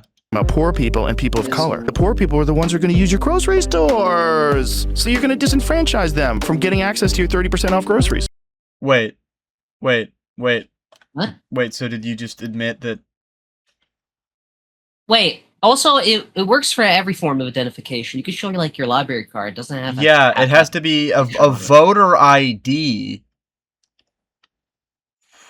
Well, okay, he's comparing making another form of identification that you would have to spend money on and keep on you versus just having any form of identification. on you. Yeah, you could bring your you probably could just bring your birth certificate. Like, yeah, you could bring your birth certificate, you could bring your driver's license, you could bring a state ID, you could any form of identification. Versus the voter ID, they're not even telling you to bring your driver's license. They're telling you to get a new license. All right. I got a question. What if can you have it tattooed on you? I wouldn't want my ID tattooed your on me. identification. I mean, what if you put it on your dick though? You know, like around. Then you'd have to be, oh, okay, I'll show you who I am. I think that's a great idea. We should all do this. We should make this mandatory. Yeah. That's what you have to do to be a citizen. Oh my god, dude. Gotta get your ID tattoo. They try and identify me, but they have to pull it out. Ah, get away from there! Oh god! I have to use it as a weapon. Oh. We're very professional. Okay. We love the news. Zoran Mandani, as he's being told, is doing something really cool, making groceries 30% cheaper. Right. That's very cool. Mm-hmm. So Hassan is suing Scott Jennings, or at least prepares to sue her supposedly. That's cool. Well, that's what I heard. Let's see what he says. Maybe it was bumped, but from what I've heard, he's suing. Let's listen. Hassan Piker prepares to sue CNN Scott Jennings over phony video. Left-wing streamer is fighting back over a heavily edited video claiming he's racist. Jennings' video was widely panned, with many calling for Piker to sue. The streamer called Jennings' video the worst instance of defamation he'd seen. On Sunday, Piker confirmed that his team is preparing a defamation lawsuit, saying it seemed unavoidable and that it might include Fox News. This kind of defamation is completely unacceptable, Piker told Status. Someone's got to hold these motherfuckers accountable. Someone's got to do something about it. You got to sue Jennings to create any lasting change here. I don't think you'll be able to convince him otherwise. No, for sure. I understand it. And it's so funny because I have been defamed and slandered endlessly on the internet. The clip that he showed was, I forget what they were talking about, but there were black people. Oh, a lynching? It was the lynching thing, yeah. It was the lynching thing. I forget what it was that they were saying, but they were basically saying, like, no, as a black person, you should listen to me here. And he's like, I don't give a fuck what you say. You can't just come into my chat and say, like, I'm a black person and expect me to just, like, you know, let you talk. Because he thought it was dumb. And here, maybe we'll talk about it here. And by mainstream outlets in the past as well, but I had to put my foot down when something is so egregious. I have to do something about it. We have to do something. It's we have to set a precedent here because enough is enough. I do truly feel like it's gotten completely out of hand with the way people do comms, with the way people talk about one another. And the thing is, like, I've let it slide for so long, dude. I mean, just people have yelled at me over and over again for not. That's like why Destiny? Destiny. That's why I was so surprised when it happened, because I'm just so used to him just letting it slide. But I'm like, you know what? Have this one. But yeah, it was. Yeah, if you've been around for a minute, you probably know the clip. If not, maybe you're just not as online as I am. Because I was in chat when that conversation was happening. I remember that. I don't think I was weird about Hasanabi for a while. I'm not gonna lie. I remember I was there. I was there telling you. You were like, I remember telling you, like, trust when we like first met. I was like, bro, he's the GOAT, I promise. And look at that, he's cool. You weren't wrong. I was not wrong. He's a GOAT. Yeah, he's the GOAT. He brought me so much further to the left, and I mean, you know, you can always say if it wasn't him, it would be someone else, and it probably would. But you know, still, it's cool. Maybe it would have been like Destiny though. Oh God, no. Anyway, you would still be stuck to this day. Yeah, exactly. So a judge cleared for the Epstein files to be released, which is very cool. Oh, baby, please, let this be it. Indeed. Let this be it. They've been teasing us for so long. The Epstein Files Transparency Act has already been passed for a while now, and under that law, Congress. Under that law, it has to be. But do they show the photo? It would be wild if they showed the photo of him and Trump, but they had to show the other one. Yeah, so just gonna wait on that. Please, bro, please. Moving over to broken we system. We gotta cover it. We gotta cover it. We'll read that whole ass thing. We'll do a special episode. Yeah, it'll be crazy. Fuck bro. yeah, we'll do live. Start at the beginning, all millions of pages of the FC We should start doing the show live. No, we can't do that, bro. Oh, brother, we could. We'll die. We'll be stuck there. We could do it live. Hey, we've been doing it for a while now without needing any edits, other than you accidentally showing your butt in the other show. So yeah, just don't do that. No, you're good. I'm never gonna let you live that down. Anyway, thank you. Yep. In broken system, Luigi Mangione pled guilty to murder. So let's go ahead and take a look-see at that.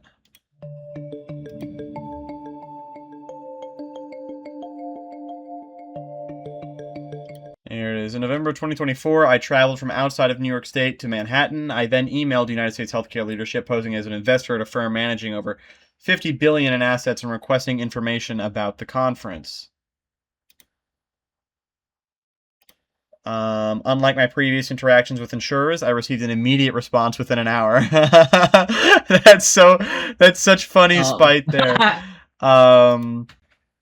Before traveling to New York, I used a 3D printer to make a part of a gun.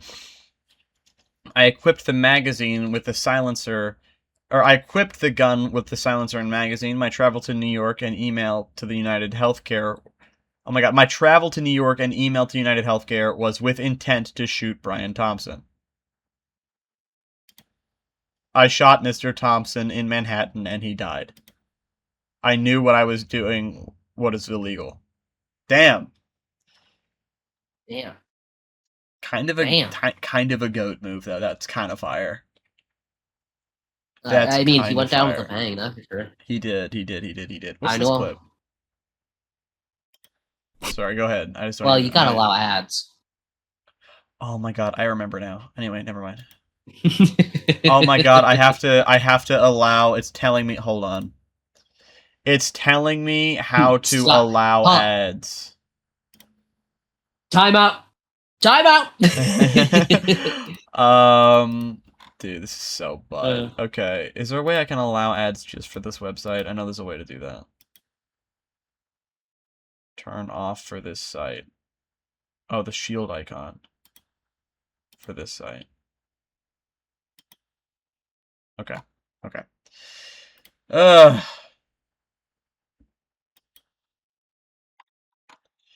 So Trump we're in the AI slop category. Actually, I'll start before reading this. I'll start with saying that Hank Green, I think last week, not last week, a while ago, did a lot of AI overuse and decided to take a break from YouTube. Did we talk about that? What did we? I don't even know everything we got to. Anyway, we did. We did talk about that a little bit. Okay, then I will move on to. Is there any updates to the story? I'm curious. Hank Green, I think he's still just taking a break from YouTube, as far as I know. I haven't been keeping up. I'm not a big Hank Green. Okay. You know, I like a lot of stuff he's done, but yeah, me neither. I was so sad. I actually kind of like Hank Green. I was so sad when he was like, I used AI, and I was like, Hank Green. Yeah. Don't do that. Don't do that. Anyway, the White House made an AMC Nicole Kidman AI MAGA parody. Do you know we come to this place for magic. That indescribable feeling you get when the lights begin to dim. That sound that you can feel. Somehow, heartbreak feels good in a place like this. AMC Theaters. We make movies better. I go to the movies a lot. Yeah, that wasn't all of it, though. I missed some parts. Anyway, they made this. We come to this place. Oh, hello? For MAGA. To fight, fight, God. And win. Oh my god. Because we need that. All of us. Oh my god. The indescribable feeling we get when we hear the national anthem. and stand together stronger than ever before. The noises don't even make sense because there's no curtains. Under this administration, AI we're is so going somewhere bad. we've never been. It thought that Oh the my noise was God. part of the music. We aren't just watching history. What the fuck was that? Go back. You see that? Rebuilding our Look at his country handwriting. better than ever. We aren't. Look at what?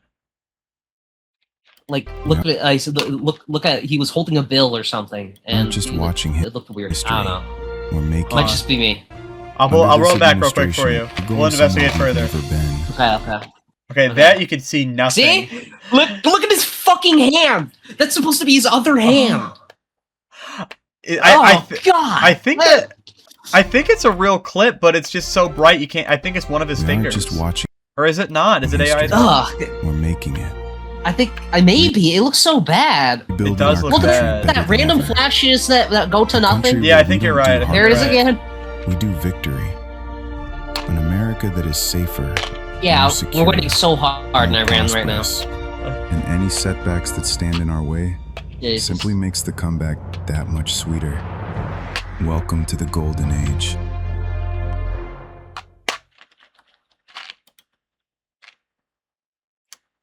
Brother. So no one wants to act for your shitty administration anymore. You can't just make sure. Zoran Mamdani actually makes short films. I just want to put it out there. He's actually made short films and done stuff with local film That's true. students. Really cool. So that's just pretty cool. Including a few with Soso Sliwa. Yeah. Really, and cool they are all low budget, and that makes them very charming in my opinion. Now, let's see, what else do we have? So Mike Rogers made an AI. We're in the AI slop category, by the way, if I didn't say that. So this is all AI stuff. There's a lot today. Usually there's only one or two. This is like we have a lot today. Yeah, Mike Rogers made all the right can do. They can't make good art. They have to rely on the exactly. Yeah, they made. Look at how stupid this is. The Trojan horse. It says definitely not communism. They made a Trojan horse Odyssey thing for Abda. Anyway, and he made a response. We'll go ahead and click on it.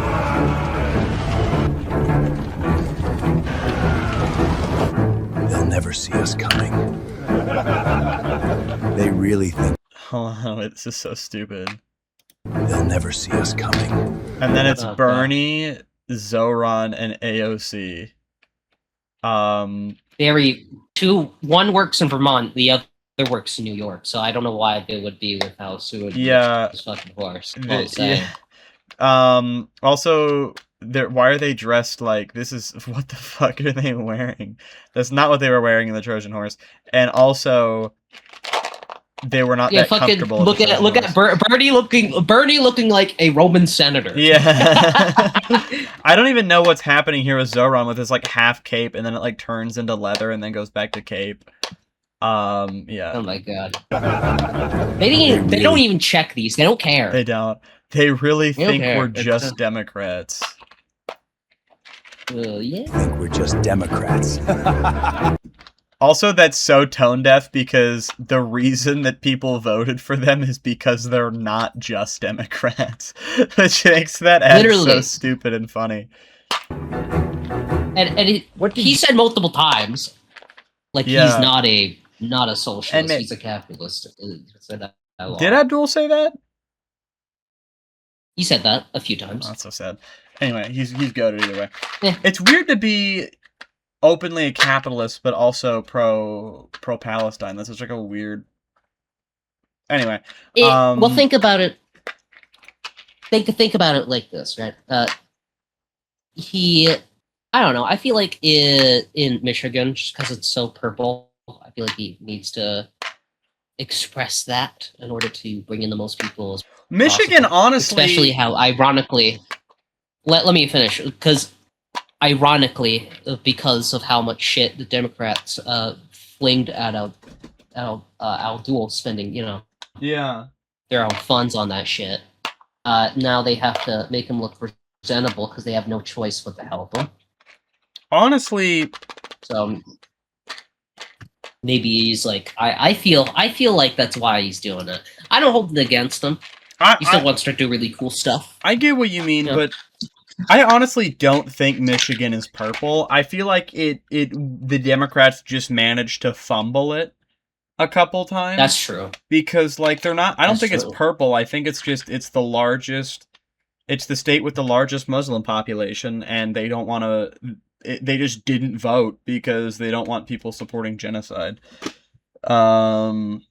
Which is why Abdul won. Yeah, you know what? That's pretty fair. That's my fair, take. honestly. I don't think at all, because before, Michigan was very, very blue, and we need to take Michigan back. Oh yeah, it hasn't blue for a really long time. It has Detroit, a lot of great college cities, Great Rapids, the state capital, which I forgot the name of, starts with an L. And they rejected the people. They rejected labor, some of the main foundations of the Democratic Party in Michigan. As a result, they got fucked over, lost the grip of power there. I guess as the Al-Dual and people like him continue to run for local, state, and federal positions, that will certainly change. But right. I'm just saying that even if it's a genuine, when he was being genuine, I'm not going to hold it super hard against. No, him, I don't. I still back him 100%. I am not a purist. I can support someone even if they're a capitalist. If once it gets to that point, I believe in taking things one step at a time. So right now under Trump, honestly, are you an anti-purist? Not when it comes to the age of conception, but not when it comes to pornography. But when it comes to accepting people on all factors of the left, whether it be even anarchists or even Maoists, tankies. I just want people who want to fight for my country to be better. Yeah, that's fair. Sorry, I know you were joking, but just in case these people haven't seen previous episodes, I need to put out there. Okay, can you explain to the audience why you said that before people start wondering, why did he say age of consent? So because I made jokes before about how all anti-purists will be like super hard on tankies, super hard on anarchists, or pretty much everything that they aren't. But then when it comes to gooning to lolly, that's like really cool, and you shouldn't judge people for that. And I'm like, that's not what that's supposed to be. Anyway, so I get you. This next clip is thought crimes are real now. And she said something via... So this is a teacher. And she said something via a Snapchat. I think she said something like, oh my god, I want to kill one of my students, or something like that. And which... Not a good idea to put out there on the internet, but everybody, I think, can agree that's clearly hyperbole. True. But the Snapchat AI flagged the message and got her arrested. Oh my! Which is an insane invasion of privacy. That was a private message that the AI read. So. Do you happen to have your phone on you? I do. Yeah. Okay. If you want to go and hand that to me, please. Yes. Okay. We got a call about a snap. So did you happen to make one today? I did. Yeah. And what did you say in the snap? I send a lot of snaps back and forth. I don't know. That is you, correct? Oh, yes. But, okay, yes. This was a joke, though, but yes. I did not mean it serious at all. The fucking emojis are killing me. Person. You can ask... You did say... Oh my god, I fucking hate the emojis. It's telling you like a child, this is how you feel. Yeah, right. You got a process. Okay. You're going to have to say that. Okay, do you happen to have your... Lord Almighty. Yeah, I love how AI is integrating into society. I don't love it. I fucking hate it, and I will always hate it. But they can't find the missing children, huh? What? You know what? That's fucking fair. Yeah. That is so fair. Homie, is there not like a million things you should be investigating, looking into right now? Like, yeah. This is ridiculous. ridiculous. Is this like the big thing you need to worry about? Like, hold up, guys, we need to got flagged by AI to arrest this woman because they said something. Yeah, we're in a goofy ass time right now. Yay. Now we're going to talk about something that we were excited to talk about last week, but we never got to it. A rural upstate. Yes. You already. Yes. You already know what it is. Let's go ahead and I'm just gonna play it. We're not gonna say anything. A rural upstate New York school district. They're bringing humanoid robot teachers into the classroom. Check out Sally here. That's her name.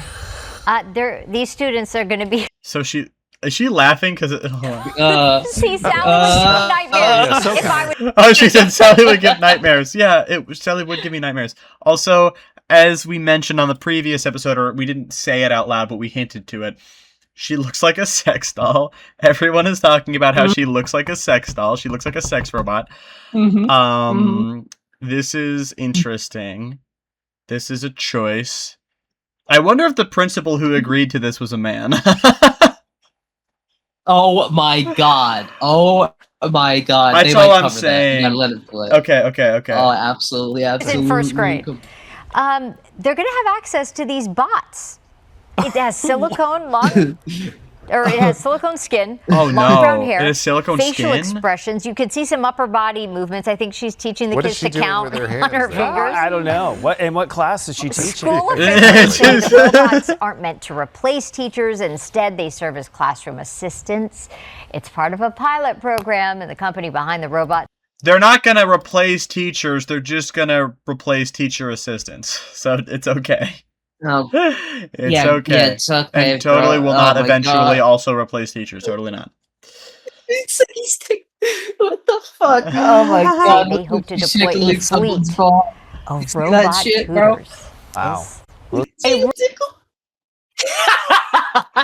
I love how even the people in that meme were laughing. It's so bad. Oh my god, it's so fucking bad. They spent like... Oh, you glitched out. They spent what?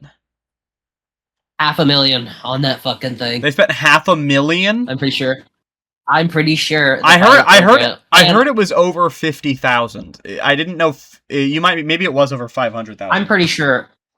Maybe it is 50,000. Excuse me, but the other point I know for sure is the robot company does make sex toys and sex bots. Yep, they actually do that. That's one of the things they No wonder! Oh my god, that's insane. Okay, we gotta move it along. This episode's gonna be so long. We gotta... Oh my god, it's 2 hours, which is longer than our usual. Well, not longer than our usual, but 2 hours, which is our usual, plus the previous episode. It's gonna be such a big episode. So speaking of the end of Oak Street... I feel like we're gonna get a few clips on this. Yeah, that's true. Regardless. Speaking of the end of Oak Street, which we talked about earlier, because Anne Hathaway was criticized for apparently... People think she was fake pregnant. But they also... Oh, this is so awful. So they decided as a promo to make a video called The End of Oak Street's Real Star Speaks Out. And it's an AI video of the dog from the movie, but the dog started a podcast, and this is posted by Dog Pack app and Warner Bros. Oh god, fucking damn it. So they're embracing this, I guess. And this is supposed to... Well, first of all, the movie has dinosaurs in it. And it has dinosaurs, and it's about like the house being isolated, being moved. They wake up and their entire city is somewhere else where they can't escape it, and there's dinosaurs there and shit. That's a cool concept. I'm interested. I do want to see it. I don't know how good it'll be. It looks kind of I'll give it a shot. But I'll trust your say on that. Okay, if you want my honest say, if you want my critique, because on No Future is Bitterness, we do movie reviews, so I try and keep up my movie, because I'm very honest with my movie takes. So even if someone else likes a movie file. I'm a movie file. And I might be nice to you in person, and I'll be like, oh my god, that movie was good. Yeah, but if the camera turns on, I have to be like, the movie was like a 2 out of 5. So if I had to guess with this movie, it looks like mid. It looks like a 2.5 out of 5. Oh, okay. But I'm still interested. I want to give it a shot. I'm going to go in. I'm probably going to see it. All right. Anyway, this is not how you advertise it. This is not how you make it look more interesting. Not with fucking AI dogs. Yeah, so let's check out this cool trailer. Or sneak peek, or whatever the fuck you want to call it. Teaser. Today's guest ran from dinosaurs and helped save his human. I'm already... That looks so bad. That looks awful. I'm already just gonna press. Oh my god. Human co-stars. Please welcome Starbucks from dog. the end of Oak Street. Thanks, guys. It's nice to finally speak with interviewers who understand the craft. Starbuck, which of your human co-stars was the best trained? Ewan McGregor was excellent with treats. Anne Hathaway matched him there, but she could scratch behind both ears at once. Game over! But you weren't just there for the ear scratches. You did some serious action work too, right? Oh, yeah. Running, jumping, dodging dinosaurs, and when things get really bad, I come back to help distract them. So while the humans panicked, the dog handled it. Not to brag, but yeah, I'm kind of a hero. Be honest, did the dinosaurs ever have you tuck your tail between your legs? Absolutely. I ran, jumped, and acted like dinosaurs were right behind me. Yeah. All while keeping my eye on a tennis ball. They could have just filmed this, by the way. It's Warner Bros. Like, they have the money. Yeah, they're doing this AI bullshit on purpose. They're really trying to make money out of it. Yeah. Like, really trying. You pulled that off for a tennis ball? Please tell me they treated you like a star between takes. To be fair, Frenchie, the tennis ball squeaked. Okay, that's an important detail, but a performance like that must have earned you some serious star treatment. I had my own 5-star treat station, cold water, cooling towels, the full setup. You can't carry a movie on an empty stomach. I hate AI laughing so much. Most important question, do you survive? Looks so uncomfortable. No more spoilers from me. You'll have to see it yourself to find out more. Frenchie and I already have our tickets to the premiere on August 14th, and we can't wait to see you in action. Thanks for the support, guys. Make sure to bring plenty of popcorn. Oh, stop the laughing. It's not that funny. It's not that funny. Also, August 14th, so it's already out. I didn't even, I need to go see that. Now I don't want to, though. They just disincentivized me from watching it with their shitty-ass teaser. Maybe I won't see it. Who knows? I feel less inclined to.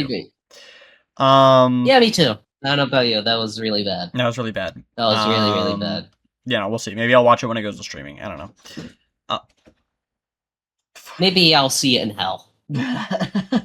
Maybe you'll have to watch that specific teaser over and over again in hell. I keep looking behind me because every time I record this podcast, my guinea pigs are like, oh shit, she sat down in front of the computer. She's not going to be up for a while. So, they're so cute. Okay. I can't get distracted again.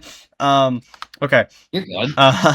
Let's see here. So, the U.S. has been importing a ton of goods from Mexico because, funnily enough, the U.S. would constantly be like, oh, Mexican food and water is so contaminated all the time, blah, blah, blah. But right now, excuse me, a lot of places are importing food from Mexico because it's less contaminated because of cyclospora. Like the Mexican cola, which is the better cola, in my opinion. Oh, really? I haven't had Mexican cola. Yes. You should. It's really good. I should. And hold on. I wanted to close us off. Go ahead. It had like 7 ingredients or 5 ingredients instead of ours. That's what I was going to say. I bet it would be probably it's probably not good for you because it's soda, but better for you, I would imagine. Oh yeah, because everyone agrees. Like even people I know personally on the right agree that the food here is the most unhealthy that you will ever of any country. So, maybe not any country, but yeah, any first world country. All right. See, where did I should get these images out before I took a snapshot earlier, like when you do the snippet. Where did what folder? I love how you said that. I took a snap. I appreciate it. I don't know where it ended up. Like, where do those even go? Not Windows print screen, but you know when you look up like the snip thing and you have to like drag it where you want it. What it might be your Google thing. Like maybe Google? Did you do it on Google? No, I did it in my I went in my little. I had it. Oh. Downloaded. Oh. It could be in downloads or images. Oh my god, is it in screenshots? Screenshots? It's in screenshots. I called it. You see, I have computer troubles all the time. Okay. I'm really stupid. Look at that really low quality comment that we got. We got a comment that says, "We are all dying Transformers," from Eek the Cat 9933. Dying Transformers. I don't know what it means. I was low on options. I'm not dying, I don't think. I think it was on the video of it was on the episode titled "Donald Trump is dying." Oh, that makes a lot more sense. So I guess he thought it was funny. He'd be like, they said Donald Trump is dying. What about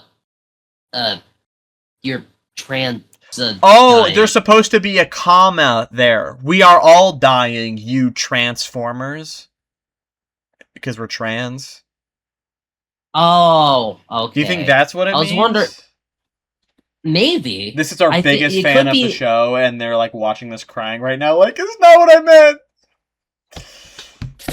I love you guys. You're like my favorite. You're my favorite Transformers. I love Optimus. Okay, anyway, that was our episode, our long episode. Sorry, what were you going to say? I'll let you... I appreciate you all for watching. Have a good time. I hope you enjoyed the length and size of this episode. And now that's what she said. Yeah, don't die. We need you to watch. This episode's like 3 hours and almost 3.5 hours. Yo, honestly, that's pretty long. Yeah. But honestly, that's fine. That's technically 2 episodes. Yeah.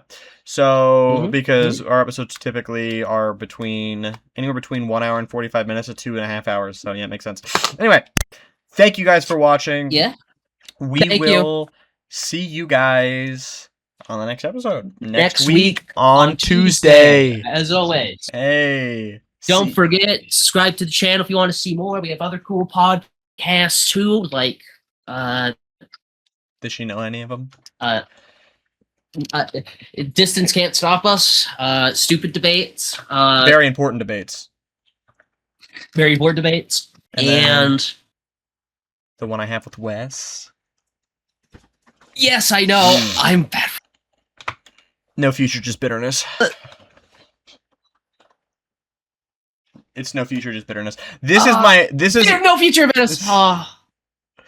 In the nick of time. I'm sorry. I got it. That's our more pessimistic podcast. Well, it's not pessimistic. We're just goofing the whole time, being like everything sucks. Whereas this is a much more optimistic podcast. But it's not really pessimistic. We're just goofing. We're just funny. Oh yeah. Anywho, I feel like that's somewhat my fault. I try to be very optimistic. That's good. That's good. I very much appreciate that about your company.